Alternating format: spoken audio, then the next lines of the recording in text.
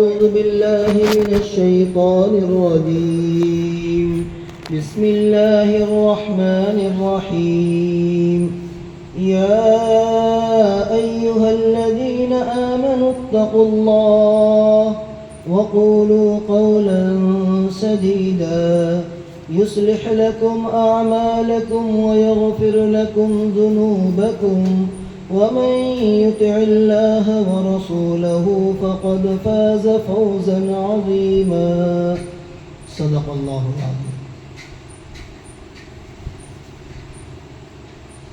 সমস্ত প্রশংসা আল্লাহ রাব্বুল আলামিনের জন্য। তারপরে পরে জানাই দূর দূরান্ত থেকে জ্ঞান পিপাসু দিন দরদি ভাই ও বাবাজিরা, পর্দার আড়ালে মা ও বোনেরা, আল্লাহ রাব্বুল আলামিনের অশেষ মেহেরবানি যে আল্লাহ তাআলা আমাদেরকে সুযোগ দিয়েছেন জীবনের মূল উদ্দেশ্য নিয়ে আলোচনা করা, চিন্তা ভাবনা করার। এটা তার পক্ষ থেকে বড় এক মেহেরবানি, দয়া। আল্লাহ রাব্বুল আলামিনের তরফ থেকে তৌফিক না হলে, আল্লাহ তাআলা সুযোগ না দিলে নেক কাজ করতে কেউ সক্ষম হয় না। নেক কাজ করা আল্লাহ রাব্বুল আলামিনের পক্ষ থেকে বড় মেহেরবানি, বড় অনুগ্রহ সে প্রাপ্ত হলো। ফলেই সে নেক কাজ করতে সক্ষম হয়েছে। খারাপ কাজ থেকে বাঁচা, এর জন্য বড় শক্তি দরকার, বড় হিম্মতের প্রয়োজন, বড় সাহসের প্রয়োজন। চাইলেও মানুষ বাঁচতে পারে না। সমাজের চাপ, বন্ধু বান্ধবদের চাপ, পরিবারের চাপ, বিভিন্ন চাপের কারণে হিম্মত হারিয়ে ফেলে, দুর্বল হয়ে যায়, গুনার কাজে লিপ্ত হয়ে পড়ে। তো আল্লাহ রাব্বুল আলামিনের পক্ষ থেকে তৌফিক হলে ভালো কাজ করতে সক্ষম হয়, খারাপ কাজ থেকে বাঁচা সহজ হয়ে যায়। সেই জন্য আল্লাহ তাআলার সাহায্য চাওয়া দরকার। সেই জন্য ঈমানওয়ালাদেরকে হেদায়েত দেওয়া হয়েছে। ঈমানওয়ালারা আদিষ্ট, তাদেরকে আদেশ দেওয়া হয়েছে যে কোনো কাজে করবে, কাজের শুরুতে আল্লাহর নাম নাও। কাজের শুরুতে আমরা আল্লাহর নাম নিই। জায়েজ কাজ, বৈধ কাজ, ভালো কাজে। খারাপ কাজ তো করাই যাবে না, সেখানে আল্লাহর নাম নিলে আরো কঠিন বিষয় হয়ে যাবে, ইমানের খাতরা তৈরি হবে। তো বিসমিল্লাহির রহমানির রহিম আমরা মুখে উচ্চারণ করি, এটা কোনো মন্ত্র নয়। কোরআন পড়ার ক্ষেত্রে আমরা আরো একটু বাড়িয়ে বলি, আউযু বিল্লাহি মিনাশ শাইতানির রাজীম। কোরআনে খুঁজলে আমরা আউযু বিল্লাহটা দেখতে পাই না। আউযু বিল্লাহ কথা পড়ার কথা এসেছে কোরআন, ফাইদা ক্বারাতাল কুরআন ফাস্তাইয বিল্লাহি মিনাশ শাইতানির রাজীম। সূরা নাহলের আয়াত 14 পারা। যখন তোমরা কোরআন তেলাওয়াত করবে, অভিশপ্ত শয়তান থেকে আল্লাহর আশ্রয় চাও। কেন আল্লাহর আশ্রয় চাইতে হবে? কারণ কোরআন তেলাওয়াত এটা খুব গুরুত্বপূর্ণ ইবাদত। এটা আমার আখিরাতের পুঁজি। আমি আপনি যদি বড় বিল্ডিং করি, সরকারিভাবে প্ল্যানিং করা দরকার, না হলে এই বিল্ডিং টিকিয়ে রাখা মুশকিল হয়ে যাবে। বড় কোনো মানুষ যদি আমরা ইনভাইট করি, নিয়ে আসি, আমি আগে যেখানে ছিলাম উত্তরপ্রদেশে বিজনোর একটা জেলা, তো আমাদের মাদ্রাসায় কাবাঘরের ইমাম সাহেব এসেছিলেন, কারি সুরেম সাহেব। তো অনেক সিকিউরিটির মধ্যে তাকে আনতে হয়েছে। তো বড় কাজ করতে গেলে প্রোটেকশন দরকার, প্ল্যানিং দরকার, অনেক মাপজোপ দরকার, বড়দের কাছ থেকে অনুমতি নেওয়ার ব্যাপার থাকে, যেন এই বড় কাজের কোনো ক্ষতি না হয়। তো পবিত্র কোরআন এর তিলাওয়াত আল্লাহ রাব্বুল আলামিনের খুব গুরুত্বপূর্ণ ইবাদত। হাদিসের মধ্যে রাসূলুল্লাহ সাল্লাল্লাহু আলাইহি ওয়াসাল্লাম বলেন যে মানুষের যেমন পরিবার পরিজন থাকে, আমার আপনার পরিবার আছে, কাছের মানুষ আছে, একদম নিকটের সম্পর্ক আছে, আল্লাহ তাআলার নিকটতম বান্দা এরকম আছে, যাদের সঙ্গে আল্লাহ তাআলার গভীর সম্পর্ক, যারা আল্লাহ তাআলার খুব বিশেষ বান্দা, তারা কারা? হুম আহলুল কোরআন, তারা হলো কোরআনওয়ালা। যারা কোরআন পড়ে, কোরআন বোঝার চেষ্টা করে, কোরআনের উপরে আমল করার চেষ্টা করে এবং কোরআনের বার্তা পৌঁছে দেওয়ার দায়িত্ব পালন করে, চেষ্টা করে, এনার হলেন কোরআনওয়ালা। বিভিন্নভাবে যারা কোরআনের খিদমত করছে, এনারা হলেন কোরআনওয়ালা। সেই কোরআনের তিলাওয়াত কত গুরুত্বপূর্ণ ইবাদত। রাসূলুল্লাহ সাল্লাল্লাহু আলাইহি ওয়াসাল্লাম হযরত উবাই ইবনে কাবকে ডাকতেন, সাহাবাদেরকে ডেকে ডেকে কোরআন শুনতেন আর বলতেন, আল্লাহ রাব্বুল আলামিন আমাকে আদেশ করেছেন কোরআন শোনার জন্য। এত বড় ইবাদত। রাসূলুল্লাহ সাল্লাল্লাহু আলাইহি ওয়াসাল্লাম বলেন, আল কুরআন হুজ্জাতুল লাকা ওয়া আলাইকা। কিয়ামতের দিবসে, সেই কঠিন বিভীষিকাময় দিনে কোরআন তোমার পক্ষে সাক্ষী দেবে, নচেত তোমার বিপক্ষে সাক্ষী দেবে। কোরআন সেই কঠিন দিনে ছায়া হিসেবে কাজ করবে, শান্তি এবং আনন্দ দান করবে, সুপারিশ।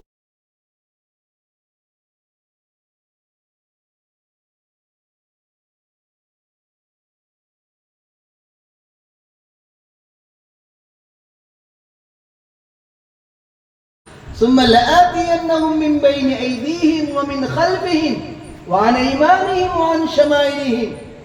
আমি আদম সন্তানকে চারিদিক দিয়ে বিভিন্ন ধরনের প্রতারণা, বিভিন্ন ধরনের ধোঁকা দিয়ে এদেরকে আমি জাহান্নামমুখী করব। সে প্রতিজ্ঞাবদ্ধ। তো সে চায় না যে মানুষ, আদম সন্তান এত বড় ইবাদত করুক। সেই জন্য প্রথমে শয়তান চাইবে যে মানুষ কোরআন থেকে দূরে চলে যাক।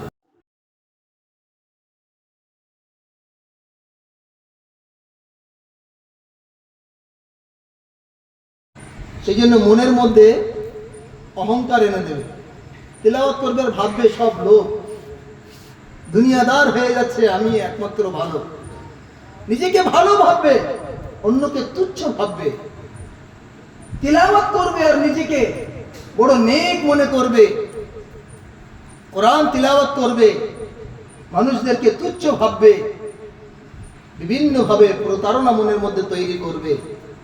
এর কারণে তিলাওয়াত করেও সেই তিলাওয়াতের দ্বারা সে উপকৃত হতে পারবে না। সেই জন্য আমার আখিরাতের সম্পদ যেন নষ্ট না হয়, আমার এই পুঁজি যেন শেষ না হয়ে যায়, আমি যেন তিলাওয়াত করতে পারি, আমি যেন সঠিকভাবে তিলাওয়াত করতে পারি, আমি যেন কোরআনের আদব রক্ষা করতে পারি, আমি যেন এই ইবাদতকে রক্ষা করতে পারি, এই ইবাদত যেন নষ্ট না হয়, ইখলাসের সঙ্গে যেন তিলাওয়াত করতে পারি, এই তিলাওয়াতের মাধ্যমে আল্লাহ রাব্বুল আলামিনের নৈকট্য অর্জন করতে পারি।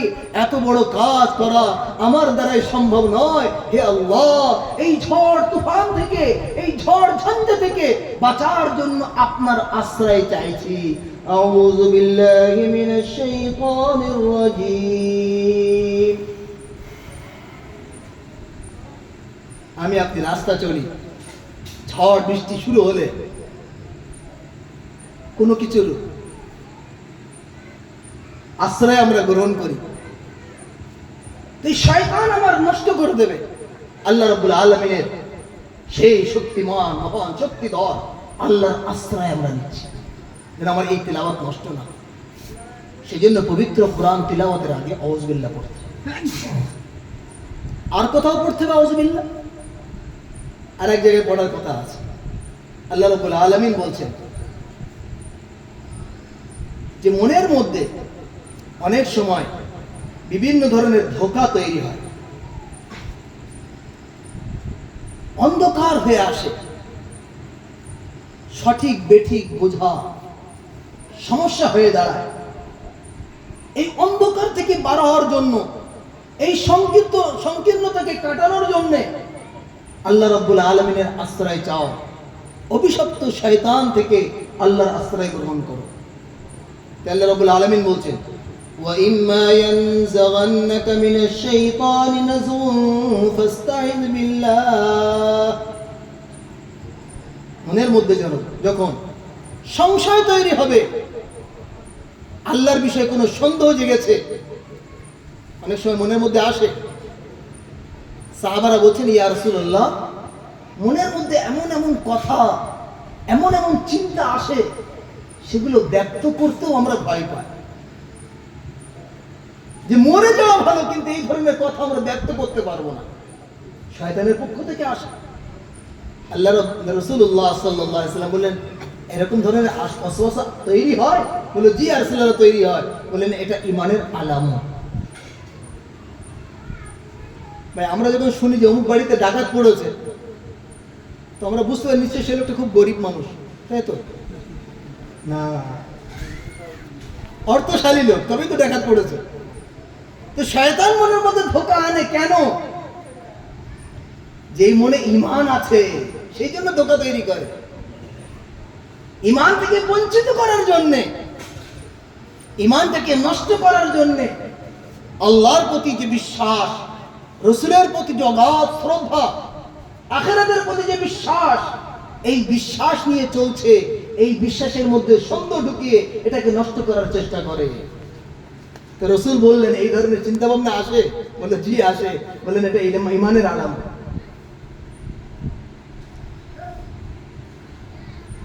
শয়তান আসে, মানুষকে বলে আচ্ছা বলো এই জমিন আসমান কে তৈরি করেছে? আল্লাহর বান্দা বলে আল্লাহ তৈরি করেছে। এই গাছপালা, নদী নালা, পাহাড় পর্বত কে তৈরি করেছে? আল্লাহ তৈরি করেছে। এই হাওয়া বাতাস আগুন পানি কে সৃষ্টি করেছে? আল্লাহ সৃষ্টি করেছে। একে একে করতে করতে এক পর্যায়ে শয়তান বলে আল্লাহকে কে সৃষ্টি করেছে?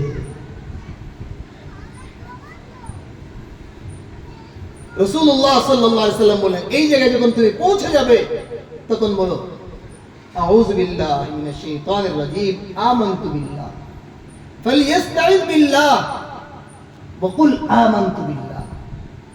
আল্লাহর আশ্রয় চাও এবং বলো আমি আল্লাহর উপরে ঈমান রাখি। আমার আপনার মস্তিষ্ক, ব্রেন সীমিত, সসীম। এই সসীমের মাধ্যমে অসীমকে আমরা বুঝতে পারি না। আমরা যদি আমাদের নিজেদের শরীর নিয়ে চিন্তা ভাবনা করি তাহলে অনেক কিছু বুঝে আসে না, অনেক কিছু বুঝে আসে না। মুখে আমাদের দাঁত আছে, এই দাঁতগুলো কোত্থেকে বার হচ্ছে? ছোট বাচ্চা দুধের দাঁত পড়ে গেল, আবার কিছুদিন পরে দাঁত বার হচ্ছে। ভিতরে কি পাথর রাখা আছে নাকি? দাঁতের উপরে কিছুই নেই, মাড়ি আছে শক্ত, সেখান থেকে পাথর কিভাবে গজাচ্ছে? নখগুলো কোত্থেকে বার হচ্ছে? চুলগুলো উপড়ানোর পরে বা উঠে গেলে আমরা দেখতে পাই সামান্য একটু ঠেকে আছে, ভিতরে লেগে আছে। এই কালো কালো চুল বাড়াচ্ছে কোত্থেকে? মাথার চুলগুলো বাড়ছে, এই চোখের উপরে যে চুলগুলো আছে, পলকে যে চুলগুলো আছে, এগুলো বাড়ছে না। এগুলো বাড়লে তো মুশকিল হয়ে যেত, বোরকা পরার খুব একটা প্রয়োজন পড়তো না। যেন আল্লাহ রাব্বুল আলামিনের কুদরত দেখেন, আমি একটি কথা বলছি, জিহ্বার নিচে দুটো রগ আছে, এখান থেকে সামান্য সামান্য রস বার হচ্ছে, যার কারণে আমি আপনি কথা বলতে সক্ষম। ওটা বন্ধ হয়ে গেলে কথা বলা বন্ধ।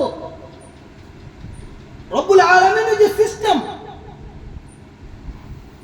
আমাদের এলাকায় একজন ইমাম সাহেবের হঠাৎ রাতে বেলা পেশাব বন্ধ হয়ে যায়, পেশাব বন্ধ হয়ে যায়, কষ্টে লাফালাফি করতে খুব কষ্ট পাচ্ছেন। ডাক্তার আসলো, হলো না, তাড়াতাড়ি কলকাতা নিয়ে যাওয়া হলো। সেখানে গিয়ে চিকিৎসা হলো, প্রায় 45,000 টাকা খরচ হয়, আজ থেকে 7-8 বছর আগের কথা বলছি। তারপরে পেশাব হলো। একবার পেশাবে যদি 45-50,000 টাকা খরচ হয়, তো পেশাব করতে করতে জমি জায়গা সব আউট হয়ে যায়। এগুলো বুঝে আসে? বলছে খাদ্য থেকে রক্ত তৈরি হচ্ছে, ওই খাদ্যগুলো তো বাইরে আছে, পৃথিবীর কোনো শক্তি নেই ওই খাদ্য থেকে রক্ত তৈরি করবে। মানুষের শরীরে যে রক্ত হচ্ছে এর কোনো বিকল্প নেই। আল্লাহ রাব্বুল আলামিন বলছেন, ওয়াফি আনফুসিকুম আফালা তুবসিরুন। বান্দা, তুমি তোমার নিজেকে নিয়ে চিন্তা ভাবনা করো। এগুলোর জবাব খুঁজে পাই না আমরা। আমরা যদি সৃষ্টি সম্পূর্ণভাবে না বুঝতে পারি, স্রষ্টাকে কিভাবে বুঝবো? এক ফোঁটা রক্ত আমাদের বুঝে আসেনি, এক ফোঁটা দুধ আমাদের বুঝে আসেনি। গরুর গায়ের রং কালো, গরুর গায়ের রং কালো, শুকনো খড় খাচ্ছে, খড়, শুকনো ঘাস। পৃথিবীতে কোনো এমন মেশিন আছে সেখানে শুকনো ঘাস দিলে দুধ বার হবে? এই ধরনের কোনো মেশিন নেই, কোনো মেশিন আবিষ্কার হয়নি। এই ধরনের যে মেশিন আবিষ্কার হয়, আর যদি কোথাও কোনো এলাকায় আসে, যে বসিরহাটে এসছে, আমার মনে হয় এখান থেকেও লোক যাবে, যাবে কি যাবে না? কিন্তু এই ধরনের মেশিন আল্লাহ তাআলা আমাদের প্রত্যেক বাড়িতে দিয়েছেন প্রায়। এগুলো দেখে আমরা আশ্চর্য বোধ করি না। এই কালো কালো গরু শুকনো ঘাস খাচ্ছে, নয়তো সবুজ ঘাস খাচ্ছে, গায়ের রক্ত হচ্ছে লাল, আবার দুধ হচ্ছে সাদা। রক্ত এবং গোবরের মাঝখান থেকে আসছে, তৈরি হচ্ছে। মানে ওই খাদ্য দিয়ে, মুফাসসিরিনরা ব্যাখ্যার মধ্যে বলছেন যে খাদ্য দিয়ে রক্ত তৈরি হচ্ছে, আবার গোবর তৈরি হচ্ছে, পেশাব তৈরি হচ্ছে, আবার তার মধ্যখান থেকে আল্লাহ রাব্বুল আলামিন স্বচ্ছ এবং মানুষের জন্য খুব সুস্বাদু প্রিয় বস্তু আল্লাহ তাআলা মাঝখান থেকে তৈরি করে পাঠাচ্ছে, যার কোনো বিকল্প পৃথিবীতে নেই। এগুলো নিয়ে আমরা ভাবি না, একেবারে ডাইরেক্ট স্রষ্টায় চলে গেলাম। স্কুলে আমি আপনি যাই,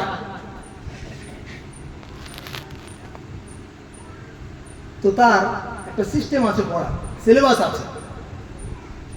একেবারে গিয়ে আমরা প্রথমে MA, MPhil, PhD এই সমস্ত কোর্সের বিষয় আমরা জানতে চাই না, এগুলো আমরা করতে পারি না। তো আমরা সৃষ্টি নিয়ে আমরা ভাবি, স্রষ্টার শক্তি আমরা আমাদের বুঝে আসবে। তো আল্লাহ রাব্বুল আলামিনের অস্তিত্ব, এটা তার মৌলিক শক্তি, এটা তার নিজস্ব ক্ষমতা। যেমন আমরা বলি যে আগুন সব কিছু জ্বালিয়ে দিচ্ছে, আগুনকে কে জ্বালাচ্ছে? এই প্রশ্ন আজ পর্যন্ত কেউ করিনি মনে হয়। যে ওখানে আগুন লেগে সব পুড়ে গিয়েছে, সারা গ্রাম। এই কদিন আগে আগুন লাগলো আমেরিকায়, সারা এলাকা শেষ, পানি শেষ, দমকল কর্মীরা ফেল, আগুন নিভাতে পারছে না। ওখানে কেউ মনে হয়, সারা পৃথিবীতে মনে হয় কেউ প্রশ্ন করেনি যে আগুনটাকে কে জ্বালাচ্ছে। এই প্রশ্ন যে করবে তাকে বোকা বলা হবে। বলে এটা তো আগুনের নিজস্ব শক্তি, যে আগুন জ্বালিয়ে দেয়। আগুনকে কে জ্বালায়, এই ধরনের প্রশ্ন হয় নাকি? পানি সব ভাসিয়ে দিচ্ছে, বিভিন্ন এলাকায় বন্যা, পাঞ্জাব আরো বিভিন্ন এলাকায় বন্যা এসেছে। কেউ প্রশ্ন করেছে যে পানিটাকে কে ভাসাচ্ছে? পাগল মানুষ। পানির নিজস্ব শক্তি, সে ভাসিয়ে দেবে, ডুবিয়ে দেবে, ভিজিয়ে দেবে। বলছে কান থেকে আমরা শুনতে পাচ্ছি, কানের মাধ্যমে শুনি। কান কোত্থেকে শোনে, এই প্রশ্ন কেউ করেছি আমরা? যে কানের নিজস্ব শক্তি। এই মখলুকের যদি নিজস্ব শক্তি হয়, সেই স্রষ্টার নিজস্ব শক্তি নেই? আল্লাহ রাব্বুল আলামিনের অস্তিত্ব, তার ক্ষমতা, নিজস্ব ক্ষমতা, মৌলিক শক্তি, এখানে কোনো প্রশ্ন হবে না। তো আল্লাহর বিষয়ে সন্দেহ তৈরি করবে শয়তান, রাসূলের বিষয়ে সন্দেহ তৈরি করবে, ইসলামের আরো বিভিন্ন বিষয় নিয়ে মনের মধ্যে প্রশ্ন তৈরি করবে। ওলামাদের কাছে এই সমস্ত প্রশ্নগুলো রাখবো। আর একান্ত যদি ইমানের বিষয়ে সন্দেহ তৈরি হয়, তাহলে আল্লাহ রাব্বুল আলামিন বলছেন আল্লাহর কাছে পানা চাও। এই দুটো বিষয় আমরা খেয়াল রাখবো কোরআন তিলাওয়াত করার সময়, এবং মনের মধ্যে কোনো সন্দেহ তৈরি হলে আউযু বিল্লাহি মিনাশ শাইতানির রাজিম পড়ব। এছাড়া অন্যান্য ভালো কাজে পড়ার অনুমতি আছে, পড়তে পারি, কিন্তু এগুলো পড়া মসনুন বলা যাবে না, সুন্নত বলা যাবে না। তো আউযু বিল্লাহ পড়ি, শয়তান থেকে আমরা পানা চাই আল্লাহর কাছে। তারপরে বিসমিল্লাহির রহমানির রহিম বলি, আল্লাহর কাছে সাহায্য চাই। হে আল্লাহ, আমি দুর্বল, যে কাজ আমি করছি এই কাজ করার ক্ষমতা আমার ছিল না। মানুষ এত দুর্বল জানেন, শরীরের টেম্পারেচার একটু বেড়ে যায় তো অসুস্থ, আবার একটু কমে যায় তো আবার অসুস্থ, এত দুর্বল। আঙুল নাড়ানোর ক্ষমতা থাকে না, মুখে বলার ক্ষমতা থাকে না, মাসকে মাস বেহুশ অবস্থায় আছে কি নেই? আমি যে কাজ করছি, খানা খাচ্ছি ইত্যাদি, এই কাজের ক্ষমতা কে দিয়েছেন? আল্লাহ দিয়েছেন। হে আল্লাহ, আমি দুর্বল, আপনি আমাকে শক্তি দিয়েছেন, এই কাজ সম্পাদন করার ক্ষমতা আপনি দেন, এই কাজের পরিণাম ভালো করার তৌফিক আপনি দান করেন, এই কাজের মধ্যে বরকত আপনি দান করেন। বান্দা যখন এই কথা বলবে আর কাজ করবে, রবের সঙ্গে তার সম্পর্ক গড়ে উঠবে। বাড়িতে ছোট বাচ্চা থাকে, সে সব থেকে বেশি আব্বা আব্বা বলে, মা সে সব থেকে বেশি বলে। দেখবেন বাড়িতে সে রাজা, সে দুর্বল, ছোট, কিন্তু সবার উপরে জিতে আছে। কারোর আশা পুরো হোক আর হোক, তারটা ঠিক হবে, কেন বাপের সাথে সম্পর্ক ভালো রেখেছে, মায়ের সাথে সম্পর্ক ভালো রেখেছে। আব্বা আব্বা মা বলতে থাকে বারবার, কিছু হলেই আব্বা, কিছু হলেই মা, বলে কি বলে না? তো আব্বা মা বলার কারণে মা বাপের মন জয় করে রেখেছে, সে সব সময় জিতে থাকে। তাকে কেউ আঘাত করতে পারবে না, তাকে কেউ কষ্ট দিতে পারবে না, তার উপরে কেউ চড়াও করতে পারবে, কিন্তু সে সব থেকে দুর্বল। তো বান্দা যদি প্রত্যেক কাজে আল্লাহর নাম নেয়, আল্লাহর সঙ্গে নিবিড় সম্পর্ক তৈরি হবে। বান্দা যখন বারবার বলবে বিসমিল্লাহির রহমানির রহিম, এই বিসমিল্লাহর মধ্যে আল্লাহ রাব্বুল আলামিন তিনটে নাম আছে গুরুত্বপূর্ণ। একটা তার সত্তাগত নাম, আর দুটো গুণবাচক নাম। গুণবাচক নাম অনেক আছে। আমরা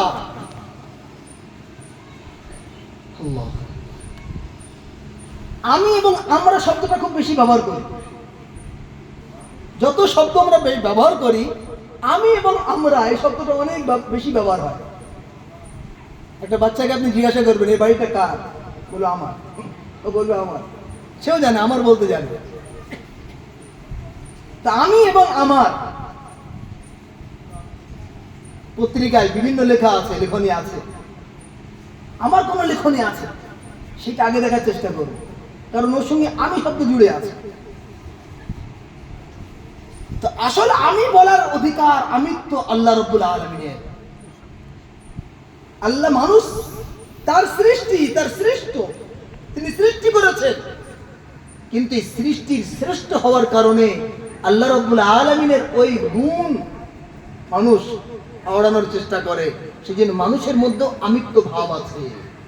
এই আমিত্বটাকে যখন আল্লাহর আমিত্বে মিশিয়ে দেবে, আল্লাহর ইচ্ছার সঙ্গে আল্লাহর ইচ্ছায় বিলীন করে দেবে, তখন তাকে বলা হবে ফানা ফিল্লাহ। আমার নিজস্ব কিছু নেই, আমার নিজস্ব ইচ্ছা, নিজস্ব রুচি কিছুই নেই। আল্লাহ যেটা চান, যেটা পছন্দ করেন, সেটাই আমার পছন্দ, ওইটাই আমার ইচ্ছা, এটা আমার ইচ্ছা।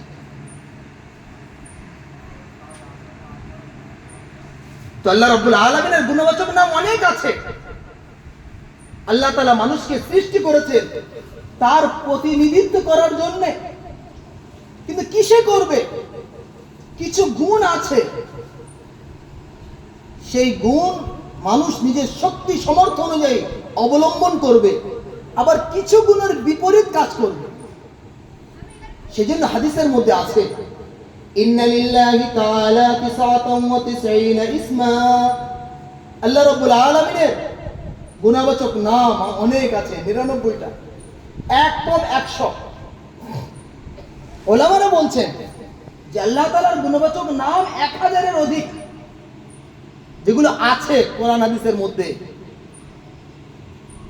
আর এছাড়া আরো অনেক গুণবাচক নাম আল্লাহ তাআলার আছে। কিভাবে? আমাদের কোনো বাচ্চা সে মক্তবে পড়া শুরু করেছে, কোরআন শরীফ মুখস্থ করে নিয়েছে, তাকে কি বলা হবে? হাফেজ বলা হবে। আবার কোরআনের মানে মতো মশলা মশাই শিখে নিয়েছে, তাকে আলেম বলা হবে। আবার আমাদের মাদ্রাসার সিলেবাসে যে স্পেশাল ইসলামিক ল আছে সেগুলো নিয়ে সে প্র্যাকটিস করেছে, গবেষণা করেছে, লেখালেখি করেছে, তাকে মুফতি বলা হবে। আবার হাতের কোনো কাজ জানে, সেলাই করতে জানে, দর্জি বলা হবে। আবার অন্য কোনো স্কুলের ডিগ্রি, কলেজের ডিগ্রি করেছে, তো বিএ অনার্স হয়ে গেল, এমএ হয়ে গেল, মাস্টার হয়ে গেল। আবার পিএইচডি করেছে, ডক্টরেট হয়ে গেল। তো মানুষের কর্ম অনুযায়ী তার গুণবাচক নাম বাড়ছে। তো আল্লাহ তাআলার কাজ কটা? অনেক কাজ, অনেক কিছু করেছে, তাহলে তার গুণবাচক নাম কটা হবে? তার কাজ অসংখ্য, তার গুণবাচক নামও অসংখ্য, কিন্তু অসংখ্য নামে আমরা তাকে স্মরণ করতে পারি না। একমাত্র ওই নামেই তাকে স্মরণ করব যে নাম কোরআন হাদিসের মধ্যে আছে। এটাকে বলা হয় তাওকীফি। তো আল্লাহ তাআলা নিজের গুণবাচক নাম, এই গুণবাচক নামগুলো যে আয়ত্ত করে সে জান্নাতে যাবে। মান আহসাহা দাখালাল জান্নাহ, যে আয়ত্ত করবে সে জান্নাতে যাবে। এখন আয়ত্ত বলতে আমরা বুঝি যে এই নামগুলো 99টা নাম একটা কাগজে লেখা আছে, ওইটা দোকানে গিয়ে 2 টাকা দিয়ে জেরক্স করে বাড়িতে টাঙিয়ে দিচ্ছে। এত সহজ যদি জান্নাত হয়ে যেত তাহলে তো কোনো ব্যাপারই ছিল না। দুনিয়ার বাড়ি করতে কত কষ্ট হয় চিন্তা করেন, যারা ঘর বাড়ি করেছেন বলবেন। দুনিয়ার বাড়ি তৈরি করতে কত কষ্ট, মাথার ঘাম পায়ে ফেলতে হয়। গরিব মানুষরা বছর বছর ধরে বাড়ি তৈরি করেন। দুনিয়ার ছোট্ট একটা বাড়ি, সমস্ত ফ্যাসিলিটি এতে নেই। আর ক্ষণস্থায়ী বাড়ি, এই বাড়ির পিছনে আমাদের কত মেহনত লাগে। আখিরাতের চিরস্থায়ী ঘরের জন্য কত মেহনতের প্রয়োজন আছে। তাহলে 2 টাকায় জেরক্স আমি জান্নাত পেয়ে যাব, এটা ভাবা যাবে না। মান আহসাহা, এর ব্যাখ্যায় বলা হচ্ছে যে আল্লাহ রাব্বুল আলামিনের কিছু নাম আছে, সেই নাম অনুযায়ী নিজেদের বিশ্বাস তৈরি করতে হবে যে আল্লাহ রাব্বুল আলামিন রাজ্জাক, তিনি রুজিদাতা, অন্নদাতা। অতএব হারাম পথ আমি অবলম্বন করব না, রুজি তিনি আমাকে দেবেন। আমি বৈধভাবে হালাল ভাবে উপার্জন করব। বাড়ি থেকে আমাদের পূর্বপুরুষদের স্বর্ণ ইতিহাস আছে, স্মৃতি বিজড়িত তাদের জীবনই আছে। বাড়ি থেকে যখন বার হতেন মা বোনেরা বলতেন যে আমাদের জন্যে, আমাদের সুখ শান্তির জন্যে, আমাদের আরামের জন্যে, আমাদের দুনিয়ায় আরাম দেওয়ার উদ্দেশ্যে হারাম পথে পা বাড়াবেন না। দুনিয়ায় আমরা সাদামাটা জীবন যাপন করতে রাজি, কিন্তু জাহান্নামের আগুন আমরা সহ্য করতে পারবো না। এই কথা পুরুষদেরকে বলে বাড়ি থেকে রওনা করতে। হারাম লোকমা যেন বাড়িতে না আসে। আজ সুদ কিভাবে সমাজকে গ্রাস করছে, সমস্ত গুনার মূল সুদ কিভাবে গ্রাস করছে, সারা সমাজ ছেয়ে যাচ্ছে। ঘরে ঘরে সুদ ঢুকছে, হারাম ঢুকছে। আল্লাহ রাব্বুল আলামিনের রাজ্জাকিয়াতের উপরে যদি আমাদের বিশ্বাস থাকে তাহলে এই হারাম পথ থেকে আমরা বাঁচতে পারব। তো আল্লাহ তাআলার কিছু নাম আছে, সেই নাম অনুযায়ী বিশ্বাস তৈরি করতে হবে। আল্লাহ তাআলার কিছু গুণ আছে, সেই গুণগুলো মানুষ নিজের শক্তি সামর্থ্য অনুযায়ী সেগুলো পালন করবে, তার উপরে আমল করবে, সেগুলোর উপরে আমল করবে। যেমন আল্লাহ তাআলার নাম আমি বললাম আর রাজ্জাক, তিনি রুজিদাতা। আল্লাহ তাআলা আমাদেরও শক্তি সামর্থ্য দিয়েছেন। গরিব দুঃখী ইয়েতিম কাঙাল তাদের খোঁজ খবর নেওয়া, তাদের মুখে অন্ন জোগানো, তাদেরকে খাবার দান করা, তাদেরকে সাহায্য করা, আমরা আমাদের শক্তি সামর্থ্য অনুযায়ী তাদের খোঁজ নেব। এই আল্লাহ তাআলার এই গুণ আমি ধারণ করলাম, আমি আমার শক্তি সামর্থ্য অনুযায়ী। আবার কিছু গুণ আছে সেটা নেওয়া যাবে না, তার বিপরীত করতে হবে। যেমন আছে আল্লাহ রাব্বুল আলামিন হলেন আল মুতাকাব্বির, তিনি বড়াই করেন। আল্লাহ রাব্বুল আলামিন একটা নাম আছে মান্নান, শুনেছি আমরা মান্নান, উপকার করে আবার বলে, যেটাকে আমরা চলতি ভাষায় বলি খোটা দেওয়া। আল্লাহ তাআলা বললেন আলাম নাজআল লাহু আইনাইন ওয়া লিসানান ওয়া শাফাতাইন ওয়া হাদাইনাহুন নাজদাইন। বান্দা বলো, আমি তোমাদের দুটো চোখ দেইনি, তোমাদের জিহ্বা দান করিনি, তোমাদেরকে আমি কিভাবে সৃষ্টি করেছি। আল্লাহ তাআলা একে একে মানুষের প্রতি যে এহসান অবদান তার, সেগুলো আল্লাহ তাআলা বলছেন। বলার পর এক জায়গায় আল্লাহ রাব্বুল আলামিন বলছেন ইয়া আইয়ুহাল ইনসানু মা গাররাকা বিরাব্বিকাল কারীম। হে মানুষ বলো, তোমাকে ওই দয়াময় প্রভু থেকে কে সরিয়ে দিল? কে সরিয়ে দিল? যিনি তোমার অস্তিত্ব দান করেছেন, যিনি তোমার অস্তিত্ব দান করেছেন, উত্তম আকৃতি দিয়েছেন, বিভিন্ন ধরনের শক্তি দিয়েছেন, অসংখ্য নিয়ামত দিয়েছেন। বান্দা তুমি সব ভুলে গেলে, সব ভুলে গেলে তুমি, তোমার কি হবে? মানুষ কত বড় হতভাগা। তাই আল্লাহ রাব্বুল আলামিন বলছেন এক জায়গায় কুতিলাল ইনসানু মা আকফারা, মানুষের জন্য ধ্বংস হোক। মানুষ কত বড় হতভাগা, সে কত বড় অকৃতজ্ঞ। সে একবার ভাবে না যে সে কি বস্তু দ্বারা সৃষ্টি হয়েছে, তৈরি হয়েছে। মিন আইয়ি শাইইন খালাকা মিন নুতফা খালাকাহু ফাকাদ্দারাহু সুম্মা আস-সাবিলা ইয়াসসারা। আল্লাহ রাব্বুল আলামিন এমন এক বস্তু দিয়ে তৈরি করেছেন যে মানুষ নাম নিতে পছন্দ করে না। আল্লাহ তাআলা সেই বস্তু দিয়ে মানুষকে তৈরি করেছেন, আবার সুপরিমিত করেছেন। এই কানটা যদি এরকম বড় হয়ে যায় কত খারাপ জিনিস, নাকের মাপটা যদি একটু ছোট হয়ে যায় চেহারা বিকৃত হয়ে যায়, চোখগুলো ছোট হয়ে গেলে খারাপ লাগে। মানুষের সাইজ অনুযায়ী তার মাথা, তার চোখ, তার কান। একটা বাচ্চা বড় হচ্ছে তো সব কিছু তার বাড়ছে। সে হয়তো ছিল আগে 3 ফুট, পরে হয়েছে 6 ফুট, কিন্তু তার চোখ সেই অনুযায়ী বেড়েছে, তার কানটাও সেই অনুপাতে বেড়েছে, তার নাকটাও সেই অনুপাতে বেড়েছে। ফাকাদ্দারা, মায়ের পেটে আল্লাহ রাব্বুল আলামিন এই দেহ তৈরি করেছেন। দেহ তৈরি করেছেন 4 ধরনের উপকরণ দিয়ে, 4 ধরনের। এর মধ্যে বেশি অংশ হচ্ছে মাটি, সেই জন্য আমরা বলি মাটির মানুষ। ওয়াল্লাহু খালাকাকুম মিন তুরাব, আল্লাহ রাব্বুল আলামিন তোমাদেরকে মাটি দিয়ে সৃষ্টি করেছেন। মাটি দিয়ে কিভাবে সৃষ্টি করেছেন?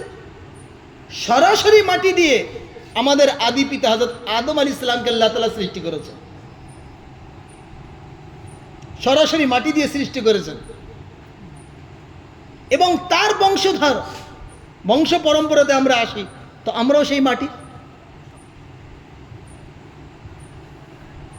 মানুষ মাটি দিয়ে যে খাদ্যশস্য উৎপন্ন হয় সেগুলো ভক্ষণ করে, তার থেকে রক্ত তৈরি হয়, তার থেকে মূল ধাতু তৈরি হয়, তার থেকে মানুষ তৈরি হয়। এই মাটির নির্যাস হলো মানুষ। তো প্রধান অংশ হচ্ছে মাটি, কিন্তু এতে হাওয়ার মিশ্রণ আছে, তাপ আগুনের মিশ্রণ আছে, পানির মিশ্রণ আছে। এই চারটি মূল উপকরণ, সেজন্য বলা হয় আনাসিরে আরবা দিয়ে মানুষের সৃষ্টি। এটা দিয়ে আল্লাহ তাআলা দেহ তৈরি করলেন। তো মাটি এবং মাটি পৃথিবীর যে উপকরণ, এই উপকরণ দিয়ে, মূল উপকরণ দিয়ে আল্লাহ তাআলা মানুষকে তৈরি করেছেন। তো মানুষের খাদ্যের ব্যবস্থাও আল্লাহ তাআলা এই চার ধরনের উপকরণ দিয়েই তৈরি করেছে। সুতরাং দেখি আমরা যা কিছু খাই সেগুলো মাটি দিয়ে তৈরি। তাতে বাতাস আছে, তাতে তাপ আছে, তাতে পানি আছে। এই ধান খেতে যদি রৌদ্র না হয় ধান হবে? রৌদ্র হয়নি মনে করেন টোটাল, ধান হবে মুশকিল। পানি নেই, ধান হবে? মাটি খারাপ, ধান হবে? আপনি ঘরের মধ্যে যদি ধান চাষ করেন, যেখানে কোনো হাওয়া নেই, বদ্ধ ঘরে ধান চাষ করছেন, হবে? তাহলে ধানের জন্যে বা যে কোনো খাদ্যের জন্য আপনি দেখেন, সেখানে পানির প্রয়োজন আছে, সেখানে হাওয়ার প্রয়োজন আছে, সেখানে আগুনের প্রয়োজন আছে, সেখানে মাটির প্রয়োজন আছে। তো আল্লাহ তাআলা মানুষের দেহ তৈরি করেছেন মাটি জাতীয়, মাটি এবং পৃথিবীর যে মূল উপকরণ দিয়ে এর খাদ্য তৈরি করেছেন ওখান থেকে। কিন্তু মায়ের পেটে দেহ তৈরি হওয়ার পর যে আত্মা আল্লাহ তাআলা পাঠিয়েছেন, আত্মার জগৎ থেকে, আসমানের উপর থেকে পাঠিয়েছেন, আলামে আরওয়াহ, আত্মার জগৎ থেকে আল্লাহ তাআলা আত্মা পাঠিয়েছেন। তাহলে আত্মার খোরাক মাটি দিয়ে হবে? কেউ মনে করে বাঘ পুষেছে, বাঘ আর খাওয়াচ্ছে ঘাস, চলবে? হ্যাঁ, বাঘ পুষে ঘাস খাওয়াতো, তো বাঘের খাদ্য দিতে হবে। তো আমরা এই আমাদের মধ্যে যে আত্মা আছে, এটাই হচ্ছে মূল মানুষ। সুতরাং আত্মা চলে যায় তো আমরা কি বলি? যে অমুক ভাই চলে গিয়েছে। কোথায় চলে গিয়ে? ওই তো শুয়ে আছেন তো। না, আসল জিনিস চলে গিয়েছে। তাহলে বোঝা গেল আত্মাটা মেন। আত্মা চলে যায় তো নামও শেষ। গ্রামের লোকেরা বলে জানাজা আসছে, আর বলে না যে অমুক ভাই আসছে, মাস্টার সাহেব আসছে, কি মৌলানা সাহেব আসছে, এই কথা আর কেউ বলে না। মুফতি সাহেব আসছে, সব সাহেব শেষ। ওই আত্মার সাথে সব সাহেব চলে গিয়েছে, বলে জানাজা আসছে।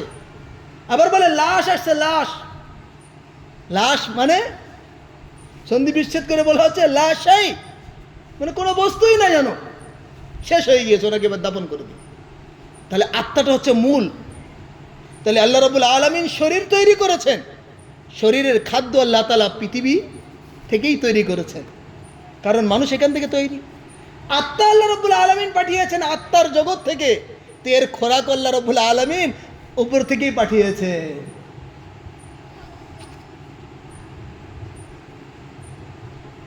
এই খোরাক হচ্ছে পবিত্র কোরআন, এই কোরআনের ব্যাখ্যা হচ্ছে রাসূলের বাণী। শরীরের খোরাক যদি শরীরকে না দেওয়া হয়, শরীর খুব সুঠাম থাকবে নাকি? সুদৃঢ় থাকবে, মজবুত থাকবে? দুর্বল হয়ে পড়বে, একটা সময় শেষ হয়ে যাবে। আত্মার খোরাক যদি আপনি না দিই, এই আত্মা দুর্বল হয়ে যাবে, আত্মা দুর্বল হয়ে যাবে, ভালো খারাপ বিবেচনা করতে পারবে না, এই বিবেচনার ক্ষমতা শেষ হয়ে যাবে। বড়দের সম্মান শ্রদ্ধা বুঝবে না, মা বাপের সেবা বুঝবে না, ছোটদের স্নেহ বুঝবে না, ওলামাদের কদর বুঝবে না।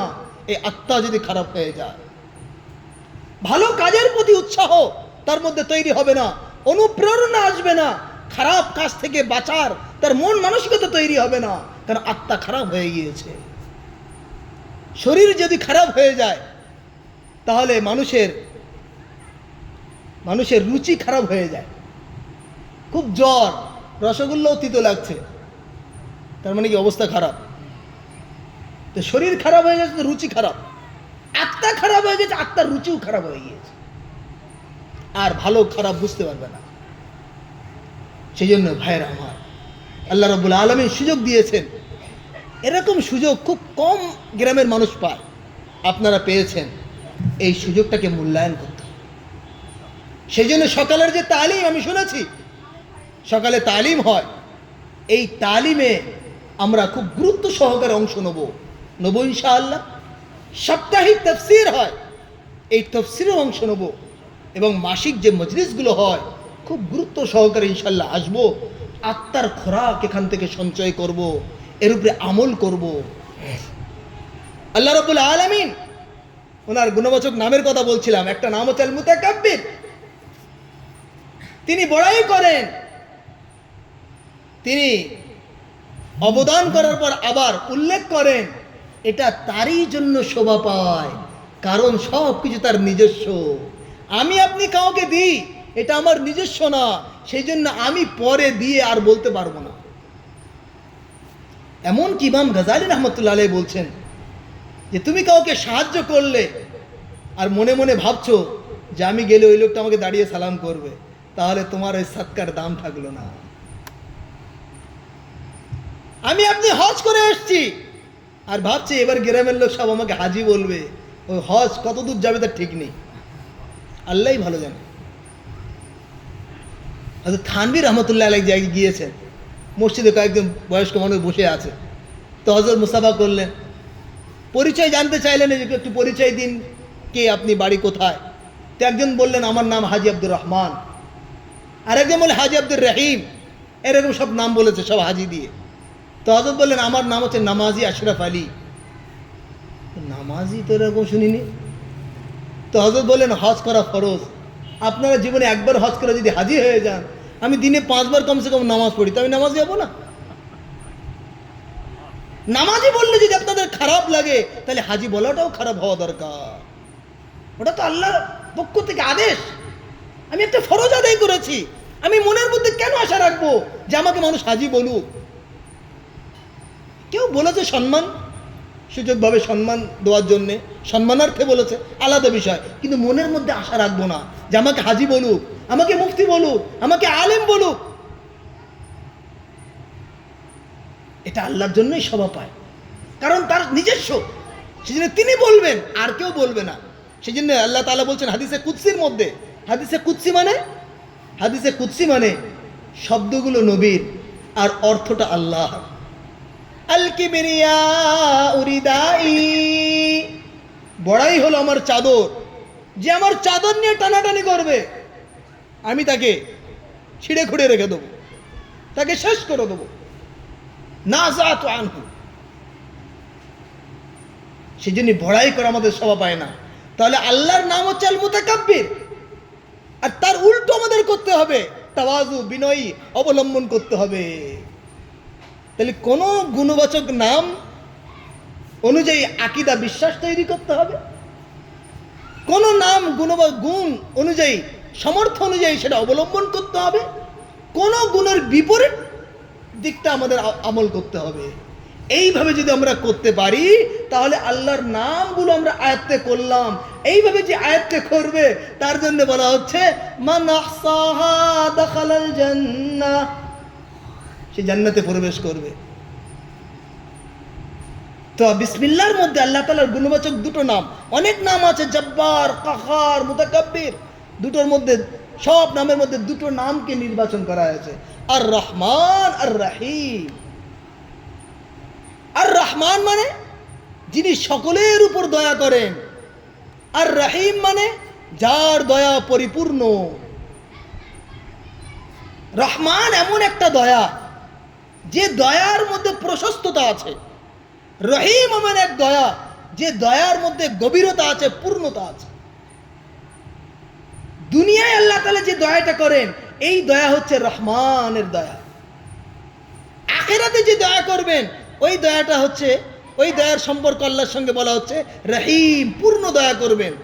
দুনিয়া আল্লাহ তাআলা আমাকে আপনাকে দেখার শক্তি দিয়েছে, সারা জীবন দেখবো নাকি? বয়স্ক লোকদের দেখবো যে আর দেখা যাচ্ছে না, বলে আগে পাথর খেয়ে হজম হয়ে যেত, এখন দুমুঠো ভাত খেয়ে হজম করতে পারছি না। এই কলকাতায় একজন কমান্ডার ছিলেন, চিফ কমান্ডার ছিলেন, এত দুর্বল, আমাকে বলেন হুজুর আমি এক মুঠো ভাত খাই, হজম করতে পারি। কমান্ডার ছিলেন, মিলিটারি ছিলেন। আমরা বলি খেলে শক্তি হয়, তো বয়স্ক লোক তো বেশি শক্তিশালী হওয়া দরকার, অনেক দিন ধরে খাচ্ছেন, বেশি তাগড়া হবে, হাট্টা হবে। 70 বছর খাচ্ছেন, 80 বছর খাচ্ছেন, 100 বছর খাচ্ছেন, খেয়ে খেয়ে দুর্বল। কিন্তু তাও আমাদের বিশ্বাস পাল্টায়নি যে খেলে শক্তি, তাও বলছি আল্লাহ আল্লাহ বোঝার ক্ষমতা দিক। এটা তো পাল্টানো দরকার যে খাওয়ার মধ্যে শক্তি নেই, আল্লাহর হুকুম হলে হবে, না হলে হবে না। একটা সময় ছিল আল্লাহর হুকুম ছিল, হচ্ছিল, আল্লাহর হুকুম শেষ, তার হচ্ছে না। তো আল্লাহ রাব্বুল আলামিন দুনিয়ায় নিয়ামত দিয়েছেন, দেখার শক্তি দিয়েছেন, শোনার শ্রবণ শক্তি দিয়েছেন, স্পর্শ শক্তি দিয়েছেন, অনেক কিছু ক্ষমতা দিয়েছেন। এগুলো অল্প টাইমের জন্যে। তাহলে আল্লাহ তাআলা দয়া করেছেন। আচ্ছা, এই দয়ার জন্য ঈমান শর্ত না, সেজন্য যারা ঈমান এনেছে তাদেরকেও দিয়েছেন, যারা তার নাম নেয় না তাকেও দিয়েছেন, বরং তারা বেশি পাচ্ছে আর, কারণ পরে একদম পাবে না, সেই জন্য এখন দোয়া, যা যা খা, খেয়ে নিচ্ছে। তো এই দয়াটা হচ্ছে প্রশস্ত দয়া।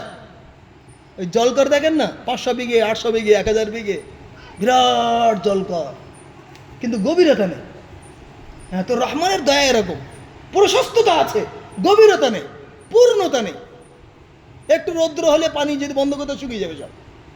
তো দুনিয়ায় এই দয়া সবাই পাচ্ছে, সূর্য আলো দিচ্ছে, সকলকে দিচ্ছে, মাটি উৎপন্ন করছে, সকলের জন্য করছে, বৃষ্টি হচ্ছে, সকলের হচ্ছে। যে নাম নেয় সেও পাচ্ছে, নেয় না সেও পাচ্ছে। এটা হচ্ছে রহমানের দয়া। আখিরাতে আল্লাহ রাব্বুল আলামিন সকলের উপর দয়া করবেন না, ঘোষণা হয়ে যাবে, ওয়ামতাজুল ইয়াওমা আইয়ুহাল মুজরিমুন, হে পাপিষ্ঠ তোমরা আলাদা হয়ে যাও। ইমাম আবু হানিফা রহমতুল্লাহ আলাইহি রাতের অন্ধকারে নামাজ পড়ছেন আর বারবার এই আয়াতটা ওড়াচ্ছেন, হে আল্লাহ, আমি তো জানি না আমাকে আপনি কোথায় রাখবেন, আমি কোথায় থাকবো। পৃথিবীর 3 ভাগ মানুষ যাকে ফলো করে, মসলা মসাইলের দিক দিয়ে আমল করে, ফুকাহাদের ফিকাহ শাস্ত্র নিয়ে যারা গবেষণা করেছেন, কত বড় অবদান এনাদের। আজকে এনাদের বিষয় আঙুল তোলা খুব সহজ হয়ে গিয়েছে, খুব সহজ হয়ে গিয়েছে, কিন্তু বুঝতে হবে উম্মতের উপরে এনাদের কত বড় অবদান, যে এনাদের কারণে সহজভাবে একজন মুসলমান নামাজ পড়তে পারছে, আমল করতে পারছে। কোনো ডাক্তারের কাছে যদি আপনি যাই যে আমার জ্বর হয়েছে, দেখেন ওষুধ দিন, তো ডাক্তার চেক করে বললেন হ্যাঁ খুব জ্বর, ঠান্ডা লেগেছে, অমুক হয়েছে, তমুক হয়েছে। আপনি এক কাজ করেন, দার্জিলিংয়ের পাহাড়ে একটা ছোট ছোট হলুদ হলুদ গাছ পাওয়া যায়, ওই গাছের মূল নেবেন 3টে, আর কেরালায় চলে যাবেন। কেরালায় বাগানে মোটা মোটা মরিচ পাওয়া যায়, ওই 4টে নেবেন। আবার এতে কাশ্মীরে চলে যান, ওখানে জাফরান পাওয়া যায়, ওই 10 গ্রাম নেবেন, নিয়ে ওটা একসঙ্গে বেটে ছোট ছোট বড়ি করে 3 দিন খাবেন, ইনশাল্লাহ ভালো হয়ে যাবে। ও ভালো হবে না, আরও মরবে। ও দার্জিলিংয়ে কখন যাবে, কাশ্মীরে কখন যাবে, আর ওখানে কখন যাবে, সে তো শেষ। কিন্তু মূল জায়গা বলে দিয়েছে, সে ভুল কথা বলেনি, ঠিক বলেছে। সময় আছে বলেন, আপনি ডাক্তারকে বললেন ওষুধ লিখে দেবো, ফার্মেসিতে গেলেন, ওষুধ পেড়ে দিয়ে দিল আপনার। ফুকাহারা ওই কাজটা করেছে, কোরআন হাদিস মন্থন করে নামাজের ফরজ কতগুলি, নামাজের ওয়াজিব কতগুলি, নামাজের সুন্নত কি, নামাজের মধ্যে মাকরুহ কি, কোনটা ছাড়লে নামাজের মধ্যে একটু দুর্বলতা আসে, কোনটা ছাড়লে নামাজের মধ্যে সেজদা সও করতে হবে, কোনটা ছাড়লে নামাজকে আবার ঘুরিয়ে পড়তে হবে, সব কিছু পার্ট টু পার্ট বলে দিয়েছেন। আমাদের জন্য আমল করা কত সহজ হয়ে যাচ্ছে। আমাকে আপনাকে যদি বলতে কাশ্মীরে যাও আর দার্জিলিংয়ে যাও, জ্বর ভালো হওয়াছে, অবস্থা খারাপ হয়ে যেত। ফুকাহাদের কত বড় অবদান। তো উনি পড়ছেন নামাজের মধ্যে আর কাঁদছেন। তো আখিরাতে ঘোষণা হবে, আলাদা হয়ে যাও পাপিষ্ঠ, তোমরা আলাদা হয়ে যাও। আল্লাহ তাআলা দয়া করবেন একমাত্র তাদের উপর যারা তার হুকুম অনুযায়ী, তার ইচ্ছা অনুযায়ী জীবন যাপন করেছে। সেখানে আল্লাহ তাআলা দয়া করবেন, ওই দয়াটা পূর্ণ দয়া হবে, ওই দয়াটা চিরস্থায়ী দয়া হবে। তাই মুফাসসিরিন কেরাম বলেন, ইয়া রহমানাদ দুনিয়া ওয়া রহিমাল আখিরা, হে দুনিয়ার রহমান এবং আখিরাতের রহিম, আমাদের উপরে দয়া করেন। তো যিনি সকলের উপরে দয়াবান, যিনি পূর্ণ দয়াবান, এই নামটা যখন বারবার বলা হবে, বিসমিল্লাহ যখন বারবার পড়া হবে, আল্লাহু আকবার। আমি আপনি বাচ্চাদের কাছে ভালো ভালো ছেলেদের কথা বলি না, ভালো ভালো ঘটনা শোনায়, কারণ যেটা শোনে মানুষ সেই অনুযায়ী তার মনের মধ্যে বিশ্বাস তৈরি হয়, আগ্রহ তৈরি হয়। তো আপনি আমাদের সন্তানদের কাছে যখন ভালো ছেলের নাম করে কথা বলি, তো তার ভালো গুণগুলো তার মধ্যে আসে। তো আল্লাহর নাম নেবো, আর আল্লাহর নামের সাথে আল্লাহর দুটো গুণবাচক নাম যখন নেবো, মনের মধ্যে দয়া তৈরি হবে, দয়া তৈরি হবে। তো আল্লাহ রাব্বুল আলামিন বলেন যে দয়া করো। মুহাদ্দিসিন কিরামদের একটা অভ্যাস আছে, যারা হাদিস শাস্ত্র নিয়ে হাদিস নিয়ে গবেষণা করেন, পঠন পাঠনে ব্যস্ত থাকেন, এনাদেরকে মুহাদ্দিস বলা হয় সহজ ভাষায়। এনাদের প্রায় 1000 বছরের ইতিহাস, সুফিয়ান ইবনে উয়াইনা রাহমাতুল্লাহ আলাইহি থেকে, যে কোন মুহাদ্দিস তার ছাত্রকে প্রথম যে হাদিসটা শোনান, ইসলামের শিক্ষা কত গুরুত্বপূর্ণ শিক্ষা। প্রথম যে হাদিসটি শোনান, সেই হাদিসটি হচ্ছে ইরহামু মান ফিল আরদি ইয়ারহামুকুম মান ফিস সামা, যে বিশ্ববাসীর উপর দয়া করো, আসমানবাসী তোমার উপর দয়া করবে। বিশ্ববাসীর উপর দয়া করো, এখানে বলা হয়নি মুসলমানদের উপর, বিশ্ববাসীর উপর, জমিনওয়ালাদের উপর দয়া করতে হবে। এই দয়ার মনের মধ্যে তৈরি হবে, তারপর তো করবে। ধোঁকা ফাঁকি থেকে বাঁচতে পারবে, মিথ্যা থেকে বাঁচবে, মানুষের ক্ষতি করা থেকে নিজেকে হেফাজত করবে, ইসলামের পূর্ণতা তার মধ্যে তৈরি হবে। হযরত জারীর রাদিয়াল্লাহু তাআলা আনহু একজন সাহাবী, উনি ওনার গোলামকে পাঠিয়েছেন বাজারে, যাও একটা ঘোড়া কিনে আনো। তো সেই যুগে টাকা পয়সা, যে অর্থ, এটা কাগজের আকারে ছিল না, এটা তো একটা রশিদ, সোনার উপর রশিদ এটা। তো রৌপ্য মুদ্রা, স্বর্ণ মুদ্রা এরকম ছিল, ভারী হতো অনেক, বেশি বেশি নিয়ে যাওয়া সম্ভব ছিল না। তো বাড়িতে ওজন করে মেপে ঝুঁকে দেওয়া হতো। তো গোলামকে পাঠিয়েছে একটা ঘোড়া কিনে আনো। গোলাম বাজার থেকে একটা ঘোড়া নিয়ে আসলো 300 দিরহামে। মালিকের কাছে এসে জারীর রাদিয়াল্লাহু তাআলা আনহুর কাছে, যে হুজুর ঘোড়া নিয়ে এসেছি, কত দাম? বলো 300 টাকা দাম। উনি ঘোড়াটা দেখলেন ভালো করে। ইমাম নববী রাহমাতুল্লাহ আলাইহি ঘটনা লিখছেন মুসলিম শরীফের হাসিয়ায় টিকায়। দেখার পরে বললেন, না, ঘোড়াটা তুমি 400 টাকায় দাও। সে বলছে, ভালো মানুষ তো, লোকে দাম কমায়, বাড়ানোর লোক তো দেখা যায়নি আজ পর্যন্ত, এই তো বাড়াচ্ছে দাম। না, ঠিক আছে, নিন, তাড়াতাড়ি নিন। মনে করছে হয়তো ভুলে বলে ফেলেছে, হ্যাঁ, তাড়াতাড়ি তাড়াহুড়ো করছে পারে। তো হয়তো আবার দেখছেন, আবার দেখে টেকে ঘুরে টুরে, তুমি 500 টাকা দাও। চিন্তা করা যায়। আবার দেখি যে ঘোড়ার দাম ছিল 300 টাকা, 800 টাকায় কিনলেন। বলেন, হুজুর এরকম লোক তো দেখা যায় না, লোকে দাম কমায়, আপনি এত দাম বাড়াচ্ছেন। বলে, পৃথিবীর মানুষ কি বলবে আমি জানি না, রাসূল আকরাম সাল্লাল্লাহু আলাইহি ওয়াসাল্লামের পবিত্র হাতে হাত দিয়ে আমি প্রতিজ্ঞা করেছি, বিশ্ববাসীর উপর আমি দয়া করব, তাদের জন্য মঙ্গল কামনা করব। এটা হচ্ছে ইসলামের নির্যাস। আদ-দীনু আন-নাসিহা, এই হাদিসের ব্যাখ্যাই বলা, ইসলাম মঙ্গল কামনার নামই হচ্ছে ইসলাম। প্রিয়নবী বাজারে গেলেন, গম বিক্রি করছে, হাত ঢুকালেন ভিতরে, দেখছে ভিজে। কি ব্যাপার ভাই? বলে, হুজুর রাতের বেলা বৃষ্টি হয়েছিল। বলে, বৃষ্টি হয়েছিল তো ভিজেগুলো বাইরে রাখতে তুমি, কাস্টমার দেখতো, বুঝতো নেবে কি নেবে না, তার ইচ্ছা হলো নিত, না ইচ্ছা হলো নিত না, তুমি বাইরে ভালো রেখেছো, ভিতরে ভিজে রেখেছো।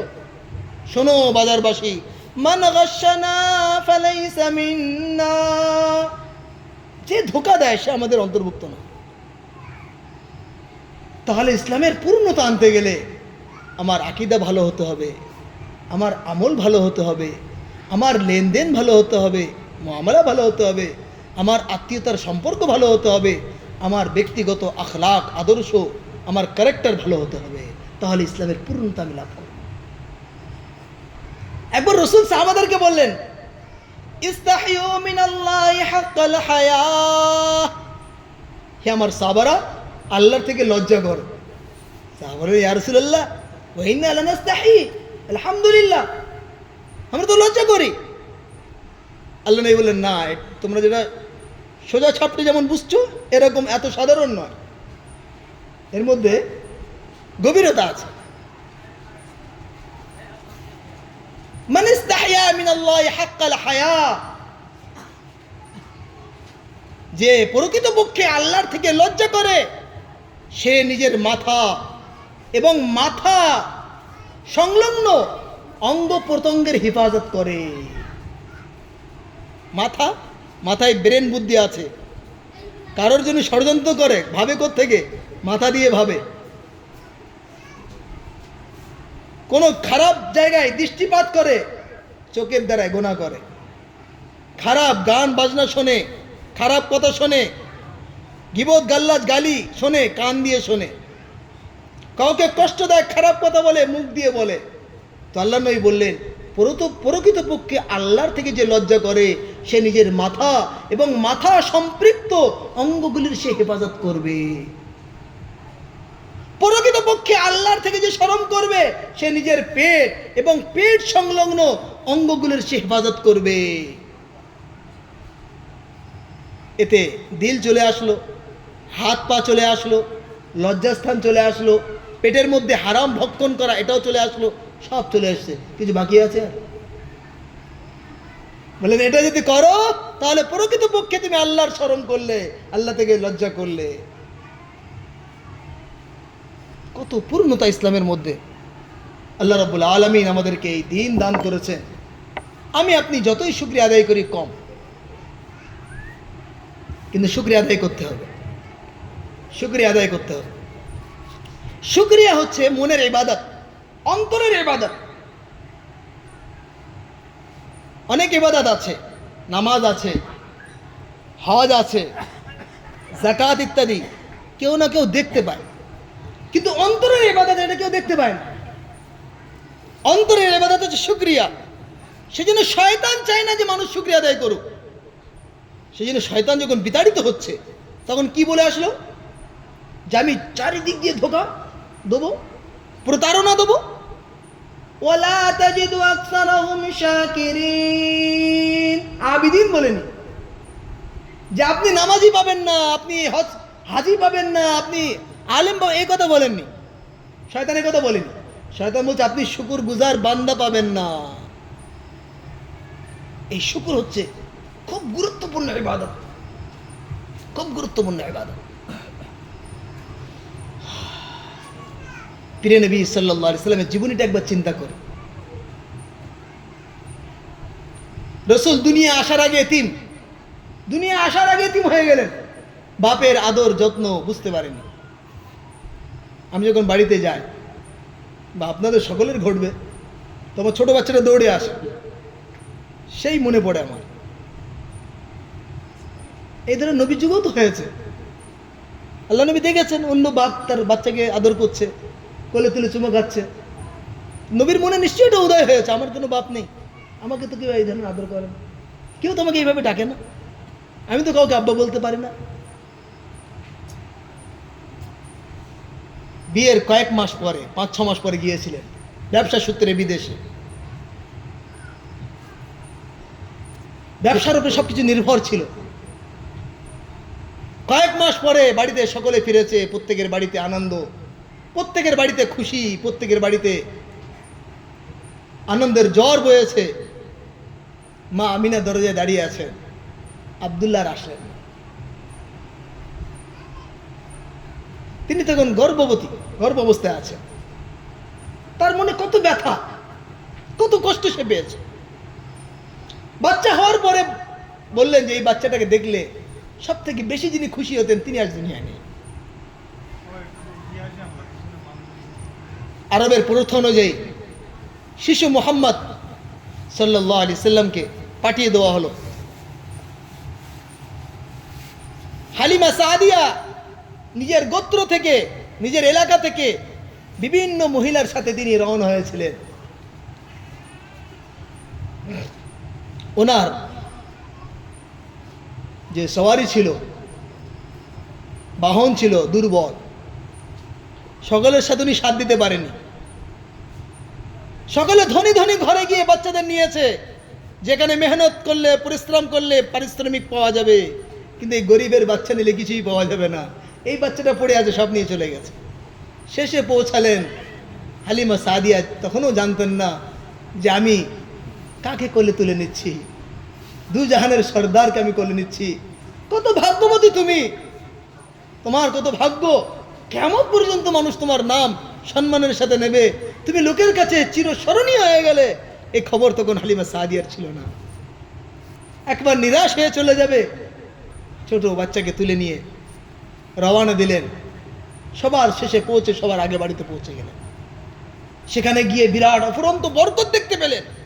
ভাবলেন এটা সাধারণ বাচ্চা নয়। আরো বিভিন্ন ঘটনা, বক্ষ বিদারণের ঘটনা ঘটলো। ভয় পেয়ে গেল যে কি ধরনের ঘটনা, কোন জিনের ব্যাপার না অন্য কিছু। ভয় পেয়ে ফিরিয়ে দিল বাচ্চাকে। বাচ্চাকে নিয়ে আম্মা মদিনার পথে, মদিনার দিকে রওনা হলেন। নানার বাড়ি থেকে ঘুরে আসবে, সেখানে আব্বার কবরও দেখানো হলো। ফেরার পথে আবওয়া নামক স্থানে মায়ের বুকে যন্ত্রণা ওঠে। জনহীন এলাকা, কেউ বলার নেই, কেউ শোনার নেই, ডাকে সাড়া দেওয়ার মতো কোনো পরিস্থিতি নেই। একজন মা, একজন দাসী, আর সঙ্গে এক ছোট বাচ্চা। মায়ের বুকে যন্ত্রণা ওঠে, মায়ের ইন্তেকাল হয়। মরা মানুষ দেখেনি, প্রথম দেখলেন নিজের মাকে। উম্মে আইমান কি করবে বুঝে আসছে না। কোন রকম বালি সরিয়ে মাকে দাফন করছে। ছোট বাচ্চাকে বুঝ দিতে পারছে না যে আমার মাকে তুমি মাটির নিচে কেন দিয়ে দিচ্ছ, কোনো উত্তর দিতে পারছে না। বুকে জড়িয়ে বাড়িতে নিয়ে আসলেন। দাদা সব ঘটনা শুনলেন। শোনার পরে বললেন, বেটা আমি তোমাকে এত আদর যত্ন করব, তোমার আব্বার কথাও মনে আসবে না, মায়ের কথাও মনে আসবে না। দাদা সমস্ত জিম্মেদারি নিলেন। 8 বছর বয়সে দাদাও চলে গেলেন। আল্লাহ রাব্বুল আলামিন মাথার উপরে কোনো ছায়া রাখেননি, কারণ বিশ্ববাসীর জন্য ইনি ছায়া হবেন, আশ্রয় ইনি দান করবেন। এত কষ্ট ছোটবেলা থেকে, ছোটবেলা থেকে।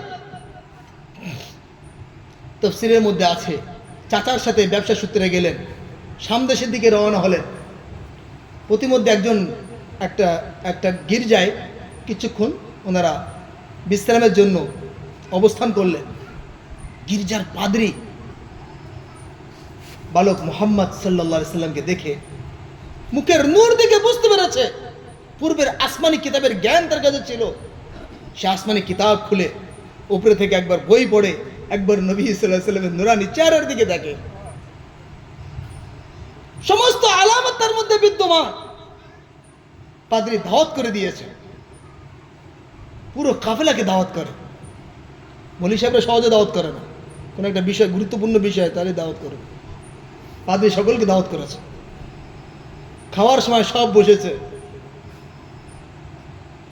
আল্লাহ নবী তখন ছিলেন না, উট নিয়ে পাশে কোথাও গিয়েছিলেন ঘাস খাওয়ানোর জন্য। পাদ্রী বলছে, সেই বালকটা কোথায়? তোমাদের কি দাওয়াত করবে? ওনার জন্যই তো দাওয়াত করলাম তোমাদের। সে নেই তো, তাকে ডাকো। তাড়াতাড়ি ডাকা হলো। সকলে বসে গিয়েছে। আল্লাহ নবী এক সাইডে বসলেন। সেখানে রৌদ্র হচ্ছিল, পাশে একটা গাছ ছিল, সেই গাছটা সরে গিয়ে নবীকে ছায়া দিল। ইয়ারিফুনাহু কামা ইয়ারিফুনা আবনাহু। তারা জানতো নিজের ছেলের পরিচয় তাদের কাছে যেমন ছিল, তার থেকে বেশি তারা নবীকে চিনত।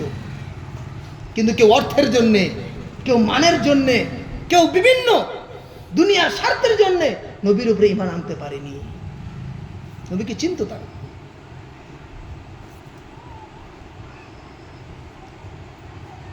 তারপর হযরত খাদিজা রাদিয়াল্লাহু তাআলা আনহার পক্ষ থেকে ব্যবসার দায়িত্ব যখন পেলেন, তার সততা, তার নম্রতা, তার ভদ্রতা, তার আখলাক, তার আদর্শে বিমোহিত হয়ে আরবের মানুষটা তাকে উপাধি দিল আল আমিন আস-সাদিক, সত্যবাদী, সততার উচ্চ শিখরে যিনি আছেন, পৌঁছে গিয়েছেন, আমানতদার। আরবের বুকে এই উপাধি পাওয়া সহজ বিষয় নয়, সহজ বিষয় নয়। যেখানে মানুষ রাজত্ব করতে পছন্দ করে না, আরবের ইতিহাস একবার খুলে দেখুন, কত নোংরামি ছিল, কত হিংস্রতা ছিল, দয়া মায়া বলে কোনো জিনিস সেখানে ছিল না। মেহমানকে আনন্দ দেওয়ার জন্যে কিতাবের মধ্যে, ইতিহাসের মধ্যে লেখা আছে, বাড়ির একজন দাসীকে ডাকা হতো, গায়ে তেল ছড়িয়ে দিয়ে আগুন জ্বালিয়ে দেওয়া হতো, জীবন্ত মানুষ চিৎকার করবে আর মরবে, আর মেহমানরা আনন্দ পাবে। এত নোংরা পরিবেশ ছিল। সেই জায়গায় সকলের মনে জায়গা করা, সকলের মনে স্থান নেওয়া সহজ বিষয় নয়। রাসূলুল্লাহ সাল্লাল্লাহু আলাইহি সাল্লাম ওই আরবের বুকে আল আমিন আস-সাদিক উপাধিতে ভূষিত হলেন। নবুয়ত পর পর যারা নবীর উপরে বিশ্বাস করেছিল, যারা নবীকে বিভিন্ন উপাধি দিয়েছিল, তারাই আজ শত্রু হয়ে গেল। এক পর্যায়ে নবী সাল্লাল্লাহু আলাইহি সাল্লামকে তার জন্মভূমি ছেড়ে চলে যেতে বাধ্য হল। যাওয়ার সময় প্রিয় নবী সাল্লাল্লাহু আলাইহি ওয়াসাল্লাম বারবার মক্কার দিকে তাকাচ্ছেন আর বলছেন, হে মক্কা ভূমি, তুমি আমার কাছে ভূপৃষ্ঠের মধ্যে, পৃথিবীর মধ্যে সবথেকে প্রিয় ছিলে। তুমি, তোমার মধ্যে, তোমার উপর আল্লাহর ঘর অবস্থান করছে, তুমি আমার কাছে সব প্রিয়, সব থেকে প্রিয়। আমি তোমাকে কখনো ছাড়তাম না, কিন্তু তোমার বাসিন্দা আমাকে থাকতে দিল না, তাই আমি বাধ্য হয়ে চলে যাচ্ছি। প্রিয় নবী সাল্লাল্লাহু আলাইহি সাল্লাম নিজের জন্মভূমি, আল্লাহর পছন্দের শহর মক্কা ছেড়ে চলে যাচ্ছেন মদিনার দিকে। সেখানে যাওয়ার পরেও শান্তিতে থাকতে দেয়নি। কখনো বদরের প্রান্তে, কখনো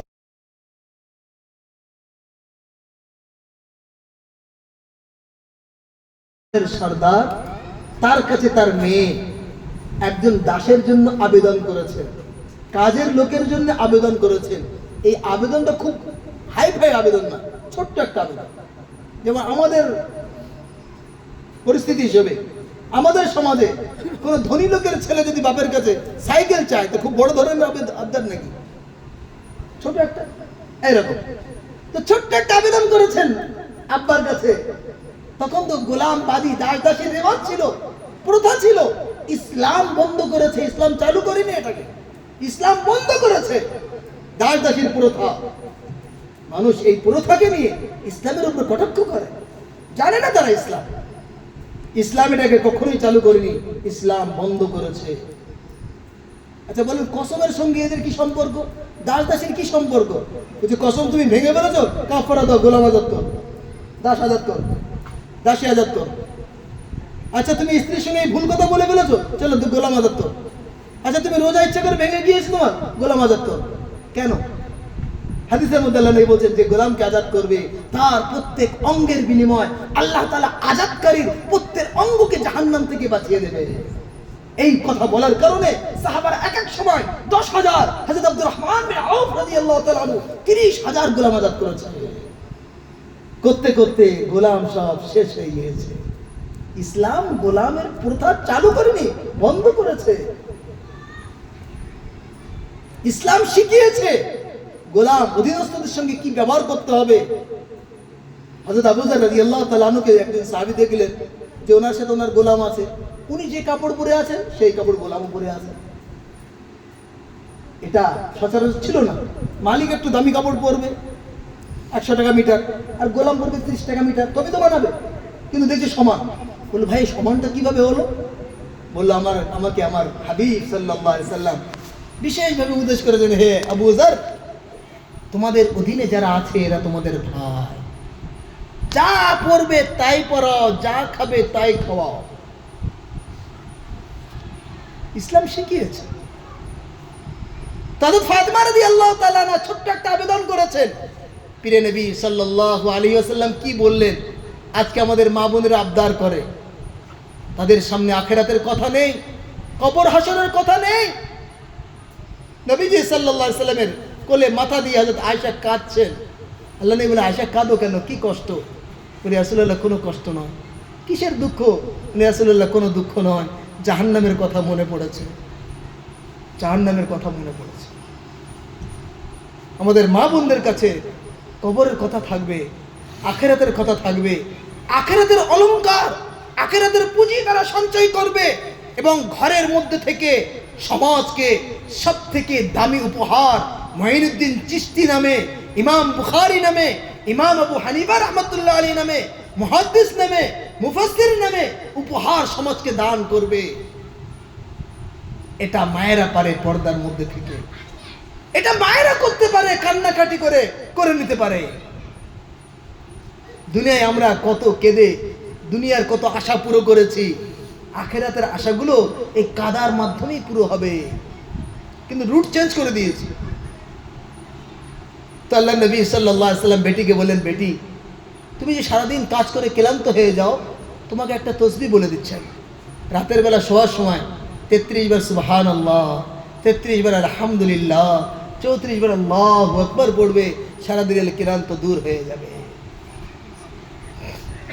আর বেটি শোনো, ওই যে কাজের লোক আছে, ওই কাজের লোকগুলো আমি দেবো যারা আব্বা হারিয়েছে উহুদের ময়দানে, যারা এতিম হয়ে গিয়েছে, যারা দুস্থ গরিব, যাদের কোনো সাহারা নেই, তাদেরকে আমি কাজের লোকগুলো দেবো। তোমাকে আমি তসবিহ শিখিয়ে যাচ্ছি। নবী চিন্তা করেছেন কার জন্য? উম্মতের জন্য চিন্তা করেছেন। নিজের বেটিকে তসবিহ শেখাচ্ছেন আর উম্মতকে গোলাম দিচ্ছেন। এ হচ্ছে নবী। ওই জন্য শোয়ার সময় যে তসবিহটা আমরা পড়ি বা না পড়ে থাকি, আজ থেকে শুরু করবো ইনশাআল্লাহ। এই তসবিহটার নাম হচ্ছে তসবিহে ফাতিমি। হযরত ফাতিমা রাদিয়াল্লাহু তাআলা আনহার দরখাস্তে আল্লাহর নবী এই তসবিহটা শিখিয়েছেন। আর নামাজের পরে যে তসবিহটা পড়ি, দুটো একই রকম দেখতে, ওই জন্য ওটাকেও আমরা বলি তসবিহে ফাতিমি বোঝার জন্যে, কিন্তু ওর অ্যাকচুয়ালি নাম হচ্ছে তসবিহ ফুকারাইল মুসলিমিন। তসবিহ ফুকারাইল মুসলিমিন ইয়া মুহাজিরিন। একবার গরিব সাহাবীরা, দুনিয়ার বিষয়ে আমরা যেমন কম্পিটিশন করি, সাহাবারা আখিরাতের বিষয়ে কম্পিটিশন করতেন।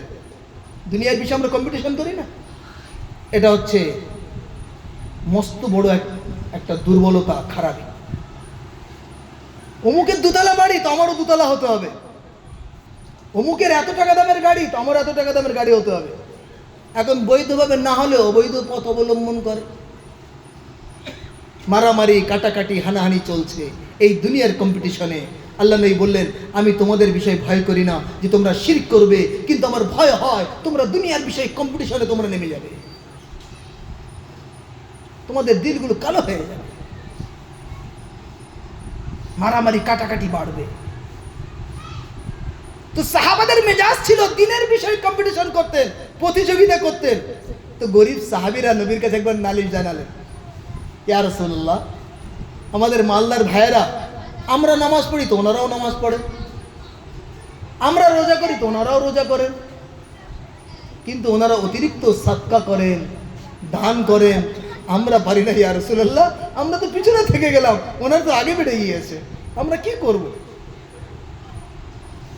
প্রিয় নবী সাল্লাল্লাহু আলাইহি সাল্লাম বললেন, তোমরা নামাজের পরে 33 বার সুবহানাল্লাহ, 33 বার আলহামদুলিল্লাহ, 34 বার আল্লাহু আকবার বলবে, তাহলে তোমাদের থেকে ওরা আগে বাড়তে পারবে। ঠিক আছে, ভালো একটা পয়েন্ট পেয়ে গিয়েছে। এখন গরিব সাহাবীরা নামাজে পড়ে, মালদার সাহাবী পাশে সুসু করে গেল, কি বলে, এ ভাই কি বলো, তুমি কি বলো, ওসব শুনতে হবে না। একদিন দুদিন লুকিয়ে রাখে, কদিন লুকাবে, বলেই ফেললো শেষ পর্যন্ত। ওনারাও আমল করতে শুরু করে দিয়েছে। আবার শিকায়ত আসলো, ইয়া রাসূলুল্লাহ, আমাদের ওই মালদার ভাইরা ওনারাও জেনে ফেলেছেন, ওনারাও আমল করছে। রাসূল বলেন, যালিকা ফাযলুল্লাহ ইউতিহি মান ইয়াশা। আল্লাহর ফজল, আল্লাহ তাআলা কাউকে বেশি সুযোগ দেন, কাউকে কম সুযোগ দেন। আশা রাখো, মনের মধ্যে আক্ষেপ রাখো।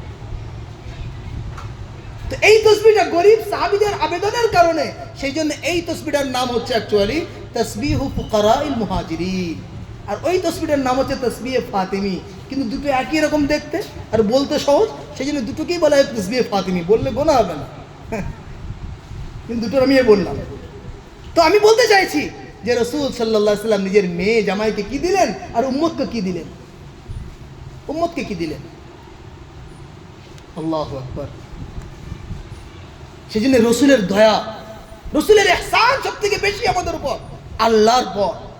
সেই জন্য সূরা ফাতিহা, কোরআনের নির্যাস, এই সূরা ফাতিহার প্রথম আয়াতে আল্লাহ রাব্বুল আলামিন নিজের একত্ববাদ সম্পর্কে বললেন, আলহামদুলিল্লাহি রাব্বিল আলামিন। সমস্ত প্রশংসা, মৌখিক প্রশংসা হোক আর লেখার মাধ্যমে প্রশংসা হোক, যেভাবে হোক না কেন, কর্মের মাধ্যমে সমস্ত ধরনের প্রশংসা যত হয়েছে, হচ্ছে, আগামীতে হবে, যখন হবে, যেভাবে হবে, যার যার হবে, সব প্রশংসা প্রকৃতপক্ষে আল্লাহর জন্য।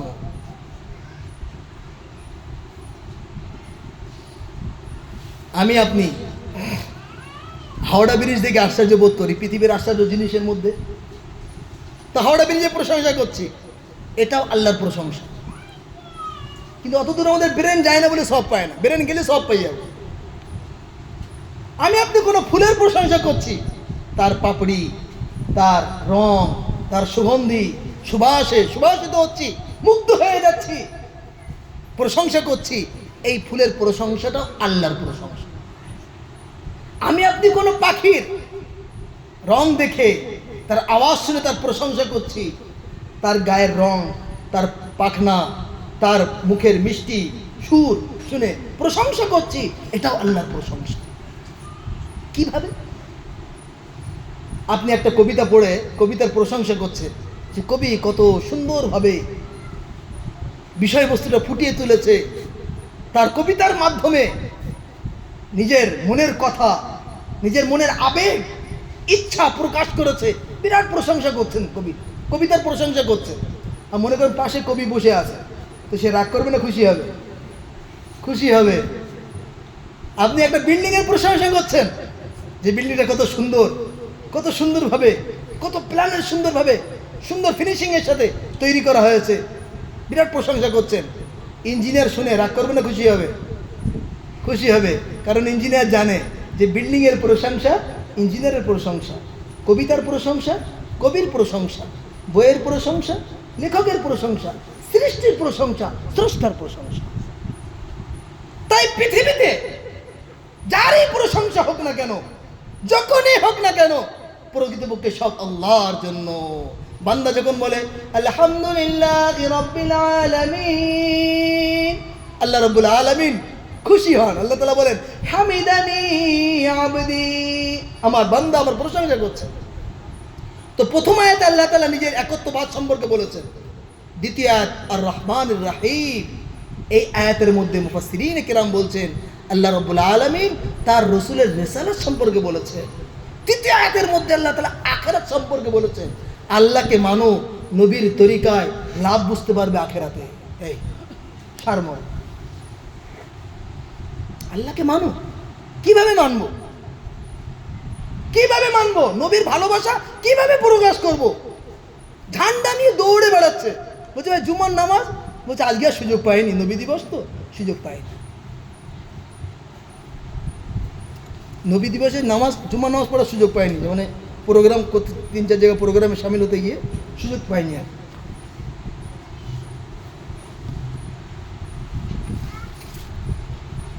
হ্যাঁ, নবীর মোহাব্বত কিভাবে প্রকাশ করব? সব জিনিসগুলো আমরা বুঝতে পারি না। দুনিয়ার বিষয় তো চট করে বুঝে আসে, আখিরাতের বিষয়গুলো অসুবিধা হয়ে যায় বুঝতে। দুনিয়ার বিষয়, দিনের বিষয় যদি একটা বিষয় বলা হয়, মানে এসব আমাদের বাপদাদার যুগে ছিল না। এই বাপদাদার কথা বলা হচ্ছে না তো, দিনের কথা বলা হচ্ছে। দিনের মধ্যে আছে কিনা এটা দেখো, বাপদাদাই চলে গেলে কেন, লাইন পাল্টে দিক চলে গিয়েছে। আচ্ছা, যদি বলা আছে তোমার বাপদাদার সময় তোমাদের বাড়িটা কিসের ছিল, বলে মাটির ছিল, এখন পাকা হলো কেন? বাড়িতে মোবাইল কটা ছিল? মোবাইল তো জানতেন না, এখন কটা মোবাইল? বাড়িতে কি কিসের আলো জ্বলতো? বলছে লম্প ছিল, কেরোসিন, এখন কি হয়েছে? তো যেটা ওখান থেকে সে কথাটা বলে না, দিনের কথা ওখানে নিয়ে চলে যাচ্ছে। এই দিনের কথা যখন আমি বললাম, ওটা দিনের মধ্যে আছে কিনা দেখো, বাপদাদা চলে গেলে কেন? আবার বাপদাদার কথা যখন বলবো তখন ওখানে দেখবে যে কার কতটা জমি ছিল, অমুক ছিল, তখন সেখানে দেখবে। তখন কোরআন দেখতে হবে না যে আমার আব্বার কতটা জমি ছিল, কোরআন শরীফে দেখি, কোরআন শরীফ পাওয়া যায় কতটা জমি ছিল। তো এই আমরা লাইন ফট করে চেঞ্জ করে ফেলি আর বুঝতে পারি না। দিনের যখন কথা বলা হবে তখন সহজ পদ্ধতি হচ্ছে দিনের মধ্যে আছে কিনা দেখো ভাই, দিনের যেগুলো সোর্স আছে সেখানে আছে কিনা দেখো। আজকে এক জায়গায় আমাদের আলেমরা মাওলানা সাহেবরা গিয়েছিলেন বর্ধমান থেকে, মুর্শিদাবাদে একটা জানাজায়, জানাজার কাফনে ধুনো দিতে হয়, ধুনো, যেন মৃত ব্যক্তি থেকে কোনো দুর্গন্ধ ইত্যাদি মানুষের না পৌঁছায় বা খারাপ ধারণা তৈরি না হয়, ধুনো দিতে হয়, সুগন্ধি থাকে, সুগন্ধি থাকলে মনের মধ্যে প্রশস্ততা আসে, ভয় ভীতি দূর হয়, অনেক কিছু উপকার। তো ধুনো দিতে হয়, খাটিয়ায় ধুনো দিতে হয়, কাপড়ে ধুনো দিতে হয়। তো ওনারা দিয়েছিলেন, হাদিসের মধ্যে আছে ওনারা দিয়েছিলেন, ওনাদের জানাজা পড়া মুশকিল হয়ে গিয়েছে। বলছে অমুক জায়গায় আলেমরা এসে পুজো দিয়েছে, কাপড় নিয়ে পুজো দিয়েছে, কি মুশকিল। তাদেরকে একটা ঘরে বন্ধ করে দেওয়া হলো, রাতের বেলা সেই ঘরের পিছনের দরজা খুলে ওনাদেরকে আবার মাদ্রাসায় পৌঁছে দেওয়া হলো, জানাজাও পড়তে পারেন। এই মূর্খতা কেন সমাজের মধ্যে? আলেমদের উপর আস্থা কেন নেই? ডাক্তাররা ফিস নিয়ে কথা বলছে, একটা হাত ছুঁয়ে 500 টাকা ফিস, তার উপরে খুব বিশ্বাস। সেই জন্য ভাইয়েরা আমার, আলেমদের উপর আস্থা রাখেন। যাকে তাকে মস্তে জিজ্ঞাসা করেন না। যে আলেমকে আপনি চেনেন, জানেন, যার প্রতি ভক্তি আছে, আস্থা আছে, যার ইলম জ্ঞানের উপর ভরসা আছে, তাকেই মস্তে জিজ্ঞাসা করেন, সেখান থেকে জিজ্ঞাসা করে আমল করেন। যাকে তাকে মশলা জিজ্ঞাসা করবেন না। আমি এক জায়গায় গেলাম, মসজিদে কজন মুসল্লি বসে বলছে একটা মশলা বলা হচ্ছে, ইমাম সাহেব নেই? বলছে হ্যাঁ। আলেম? বলছে জি আলেম। ওনার কাছে যান। আমাকে কেন জিজ্ঞাসা করছেন? আপনি আমাকে চেনেন না, আমি আপনাকে চিনি না। যাকে তাকে জিজ্ঞাসা করবেন। যেখান থেকে সেখান থেকে আমরা জিনিসপত্র কিনি, জানাশোনা দোকানে যায়, জানাশোনা লোকের কাছে যায়। দিনের বিষয়টা আপনি যাকে জানেন, চেনেন, বোঝেন, তার কাছে যান। সে আপনাকে চিনবে, কখনো ভুল হয়ে গেলে আবার ঠিকটাও আপনাকে বলে দেবে। তো দিনের বিষয় আমাদেরকে বুঝতে হবে, জানতে হবে। তো আল্লাহ রাব্বুল আলামিন সূরা ফাতিহার মধ্যে বললেন, আকীদার বিষয় বললেন, আমলের বিষয় বললেন, আখিরাতের বিষয় বললেন। তো নবীকে ভালোবাসবো কিভাবে? তো আমার আপনার বাড়িতে যদি মেহমান আসে, আর মেহমান আগে থেকে যদি বলে দেন যে আমি মাছ পছন্দ করি, তো মাছ আনবেন কি আনবেন না? আনবেন তো। যদি বলে সবজি পছন্দ করি, সবজি আনবেন। তো নবী বলে দিয়েছেন ওনার ভালোবাসার পদ্ধতি কি, তো সেইটা করবো তো, না ঝান্ডা দিয়ে লাফালাফি করবো? হ্যাঁ, হযরত আনাস রাদিয়াল্লাহু তাআলা আনহু বলেন, বুখারী শরীফের রিওয়ায়াত, যে আল্লাহ নবী মসজিদ থেকে বার হবেন, দরজার কাছে একজন সাহাবী আসলেন। সাআলান নবী সাল্লাল্লাহু আলাইহি ওয়াসাল্লাম মাতা সাআ ইয়া রাসূলুল্লাহ, হে আল্লাহর নবী আপনি বলে দিন কিয়ামত কবে হবে। গ্রাম্য সাহাবী, সোজা সাপটা প্রশ্ন, বেশি ঘুর পিছু যায়নি, বুঝলেন না? গ্রামের মানুষ একদম সোজা সড়ক কথা বলে। তো এসে একদম ডাইরেক্ট নবীকে বললেন, আসলে কিয়ামত কবে হবে তুমি বলে দিন, সেইভাবে প্রস্তুতি নিয়ে চলে যাব। ডাইরেক্ট প্রশ্ন। তো আল্লাহ নবী বললেন, মা আদাত্তা লাহা, আচ্ছা কিয়ামতের দিন সব পরিস্থিতি তোমার নোয়া হয়ে গেছে নাকি? এত খোঁজ দিচ্ছে কিয়ামতের? মা আদাত্তু লাহা মিন কাসীরি সাওমিন ওয়ালা সাদাকাতিন ওয়ালা সিয়াম ওয়ালা সালাত। ইয়া রাসূলুল্লাহ, প্রস্তুতি তো কিছুই নিতে পারিনি, না নামাজ আছে, না রোজা আছে, না সাদকা আছে। নিজেকে তুচ্ছ ভাবছেন সাহাবী। আমরা যেমন 2 রাকাত নামাজ পড়ে মনে করি এবার হয়তো ওহী আসতে পারে, সাহাবীরা অনেক করে মনে করতে কিছুই করতে পারেনি। হযরত ওমর রাদিয়াল্লাহু তাআলা ইন্তেকালের সময় বলছেন, মা আলী ওয়ালা আলাইয়া, যে ভাই বিষয়টা যদি সমান সমান হয়ে যায়, ড্র হয়ে যায়, তাই যথেষ্ট, কিছু পাওয়ার দরকার নেই, যদি মাফ হয়ে যায় ব্যাস যথেষ্ট। আমিরুল মুমিনিন নবী কয়েকবার সুসংবাদ দিয়েছে, ওমর তুমি যে রাস্তা দিয়ে চলো, শয়তান তোমাকে দেখে রাস্তা পরিবর্তন করে ফেলে। ওমর রাদিয়াল্লাহু তাআলা মাশওয়ারা দিয়েছে, কোরআনের আয়াত অবতীর্ণ হয়েছে। আল্লাহ নবী উবাই ইবনে সুলুলের জানাজা পড়তে যাচ্ছে, আব্দুল্লাহ ইবনে উবাইয়ের জানাজা, হযরত ওমর চাদর ধরে টেনেছে, ইয়া রাসূলুল্লাহ আপনি কোথায় যাচ্ছেন, কেন যাচ্ছেন? নবী বললেন, আল্লাহ আমাকে মানা করেনি বলে চলে গেলেন। জানাজা পড়ে ফিরেছেন, আল্লাহর তরফ থেকে আয়াত নাজিল হলো, ওয়ালা তুসাল্লি আলা আহাদিম মিনহুম মাতা আবাদান ওয়ালা তাকুম আলা কবরি। আপনি এই ধরনের মুনাফিকের জানাজা কখনো পড়বেন না। হযরত ওমর মানা করেছে, পরে আয়াত নাজিল হয়েছে। হযরত ওমর বললেন, মাকাম ইব্রাহিমের কাছে ইয়া রাসূলুল্লাহ নামাজ পড়া দরকার, আয়াত নাজিল হয়ে গেল, ওয়াত্তাখিযু মিন মাকাম ইব্রাহিম মুসাল্লা। সেই ওমর রাদিয়াল্লাহু তাআলা কি বলছেন, যে বিষয়টা যে সমান সমান হয়ে যায় ওই যথেষ্ট। হযরত আবু বকর সিদ্দিক রাদিয়াল্লাহু তাআলা বলছেন, আমাকে এই কাপড়েই কাফন দেবে, পুরাতন কাপড় পরে আছে। সিদ্দিক আয়েশা বললেন, আব্বা আপনাকে তো আমরা নতুন কাপড় দেবো। বললো, নতুন কাপড়ের যোগ্য যারা জীবিত আছে তারাই যোগ্য, আমাকে নতুন কাপড় দিয়ে কী হবে? আর আমার ভয় হচ্ছে যে মৃত্যু পর্যন্ত আমি ইমানটা টিকাতে পারবো কিনা। হযরত আবু বকর সিদ্দিক রাদিয়াল্লাহু তাআলা আনহু এই উম্মতের সব থেকে এই উম্মতের দামি মানুষ ছিল।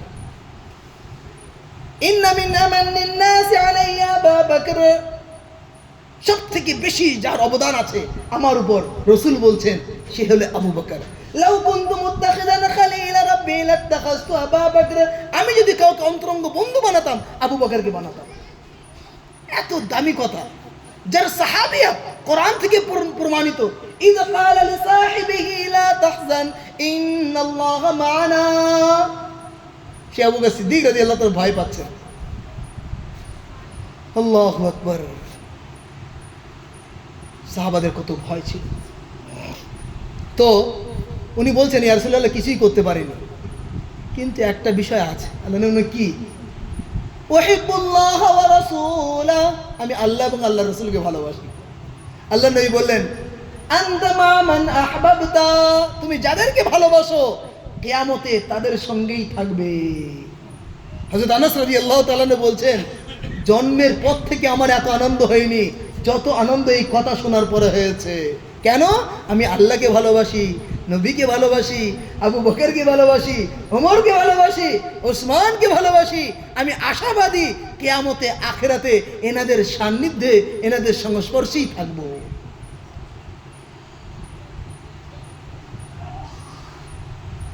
নবীকে ভালোবাসলে আল্লাহ তাআলা গুনাহ মাফ করে দেয়। ইন কুনতুম তুহিব্বুনাল্লাহ ফাত্তাবিউনি ইউহিব্বুকুমুল্লাহ। ভালোবাসা কি? কীভাবে বাঁচতে হবে এটাও তো জানতে হবে। দুনিয়ার ভালোবাসা আছে, সেই ভালোবাসার চাহিদা আছে। খাবার দাও, কাপড় দাও, অমুক দাও, তমুক দাও, তবেই ভালোবাসা হবে। আমি তো খুব ভালোবাসি, তোমার কিছু দেয় না, ওর ভালোবাসা টিকবে? দুনিয়ায় কেউ কাউকে ভালোবাসে, খুব ভালোবাসে, কিছু দেয় না, ও ভালোবাসা টিকবে? ও ভালোবাসা বাস্ট হয়ে যায়, চলবে না। তো দুনিয়ার ভালোবাসার চাহিদা আছে, রসুলের ভালোবাসার দাবি কি? আল্লাহ নবী হযরত আনাসকে বলছেন, ইয়া বুনাইয়া ইন কাদারতা আন তুসবিহা ওয়া তুমসিয়া ওয়া লাইসা ফি কলবিকা গিশুন লিআহাদিন ফাফআল। তিরমিজি শরীফের রিওয়ায়াত।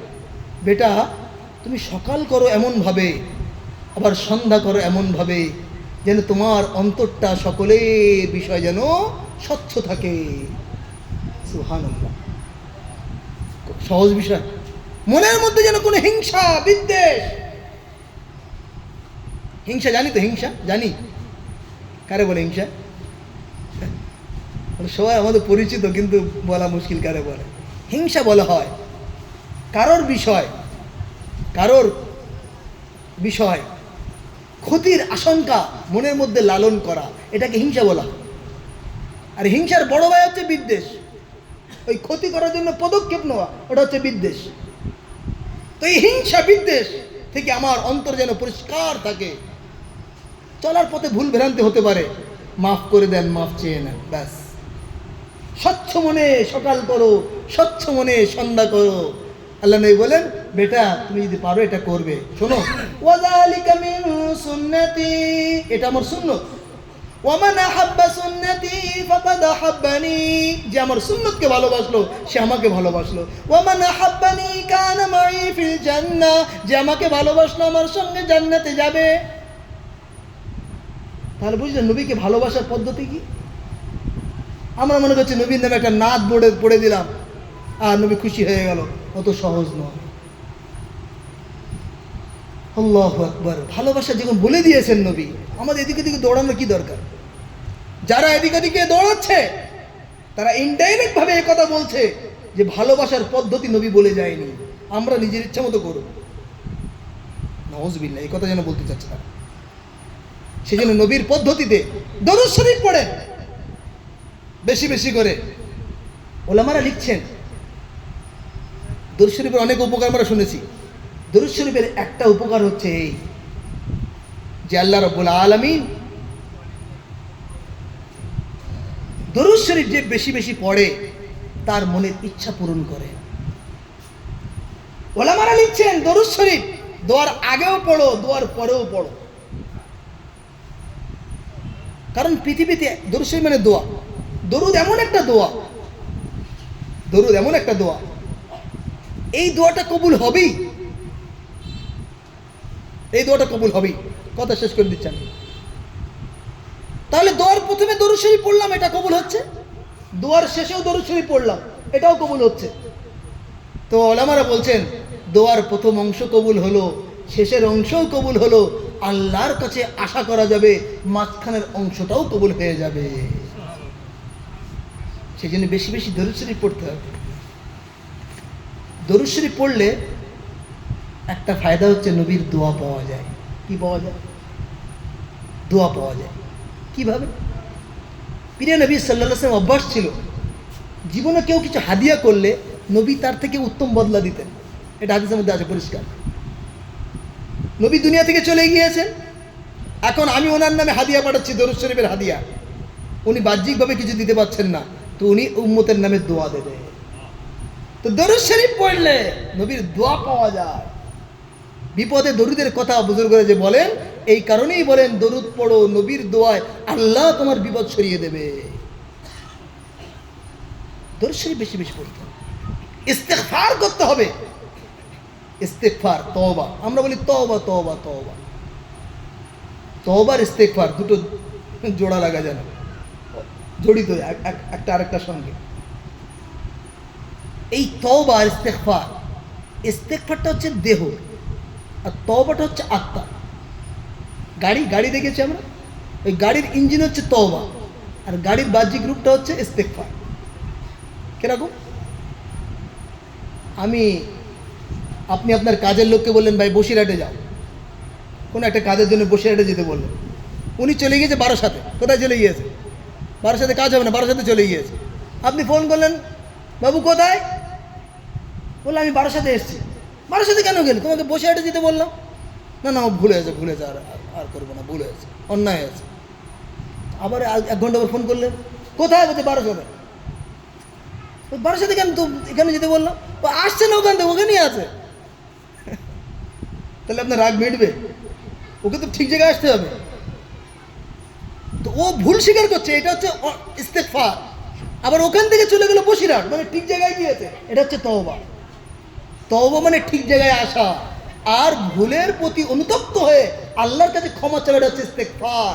এই দুটো একসাথে হতে হবে, আল্লাহর কাছে তওবা করতে হবে। রসুলের মেহনত সারা জীবনে শুনলাম, সেই রসুলকে আল্লাহ তাআলা বলছেন ফাসাব্বিহ বিহামদি রাব্বিকা ওয়াস্তাগফির। হে নবী, আপনি আল্লাহর প্রশংসা করেন এবং তার কাছে ইস্তেগফার করেন। নবীর কোনো গুনাহ ছিল? ইস্তেগফার করার জন্য গুনাহ লাগে না, ইস্তেগফার করার জন্য গুনাহ লাগে না। গুনাহ থাকলে গুনাহ মাফ হবে, গুনাহ না থাকলে তার মর্তবা বাড়বে। যেমন একটা কাপড় পরিষ্কার, আবার একটু সাবান দিয়ে করলে আরও পরিষ্কার হয়ে গেল, এরকম। তো নবীর গুনাহ ছিল না, তাও ইস্তেগফার করতে বলা আছে। নবী দিনে 100 বার, 70 থেকে 100 বার ইস্তেগফার করতেন, উম্মতকে শেখানোর জন্য, তার মাকাম মর্যাদা বৃদ্ধির জন্য ইস্তেগফার করতেন।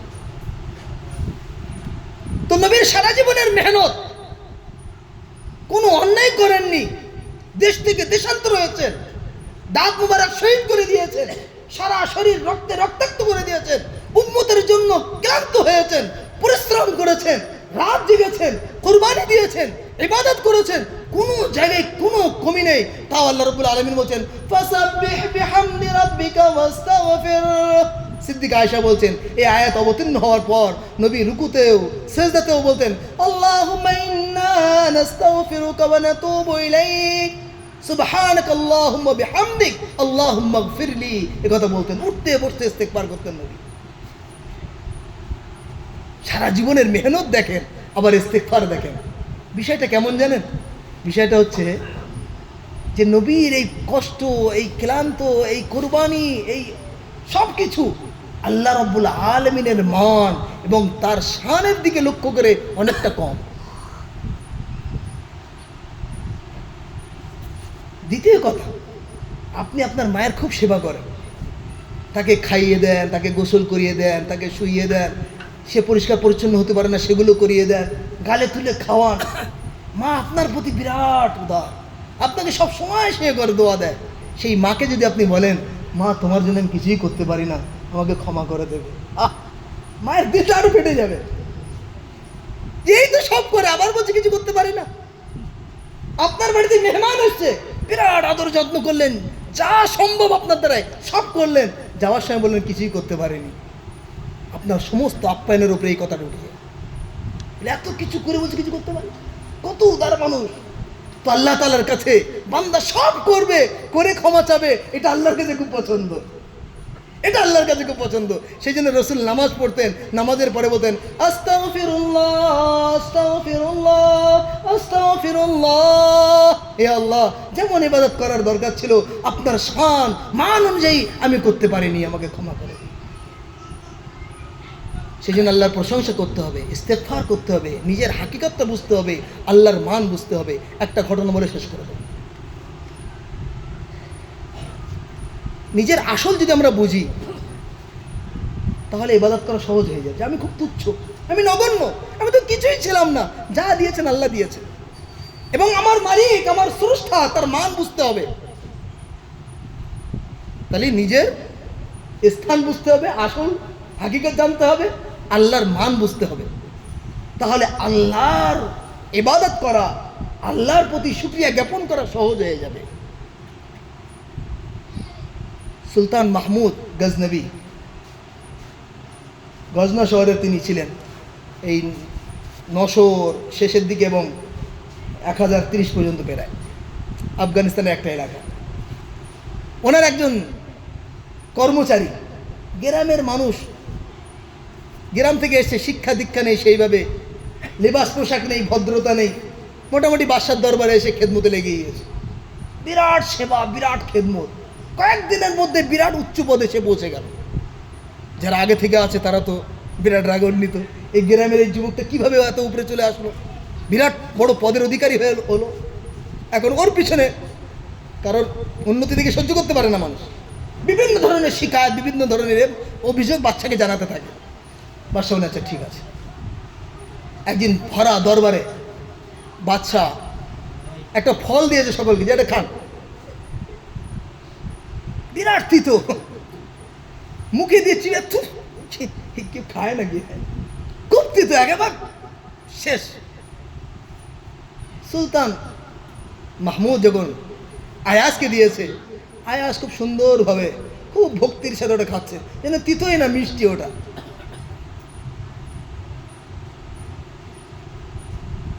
তো বাদশা বলে তোমারটা মিষ্টি নাকি? বলে না, যে তিতো খুব, কিন্তু যে হাত থেকে বারবার মিষ্টি জিনিস খেয়েছি, একবার তেতো খেয়ে অভিযোগ করব, এটা আমার দ্বারা সম্ভব হয় না।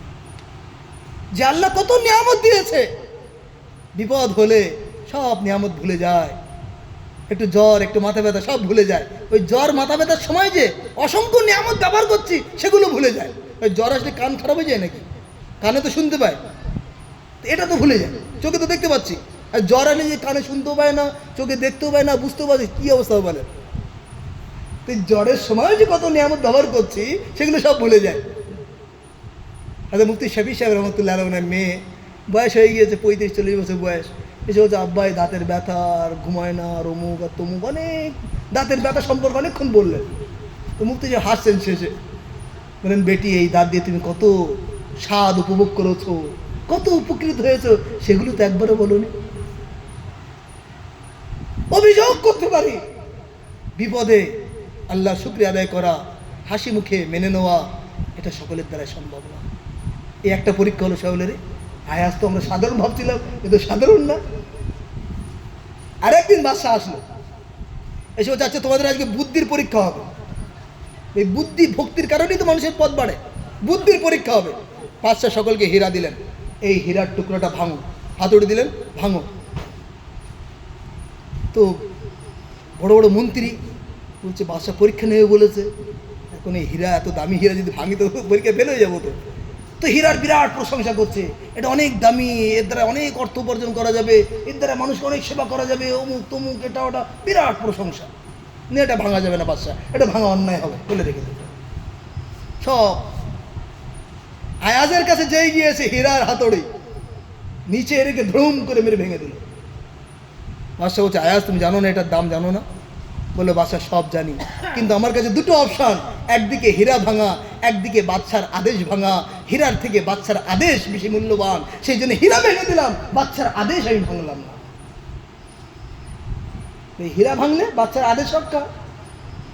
হীরা যদি ভাঙে, বাদশা হীরা ভাঙতে বলেছে, হীরাটা যদি ভাঙে তাহলে বাদশার আদেশ রক্ষা হলো, আর হীরা না ভাঙলে বাদশার আদেশ ভেঙে যাচ্ছে। তো এই হীরাও দামি, আপনার আদেশ এর থেকে বেশি দামি।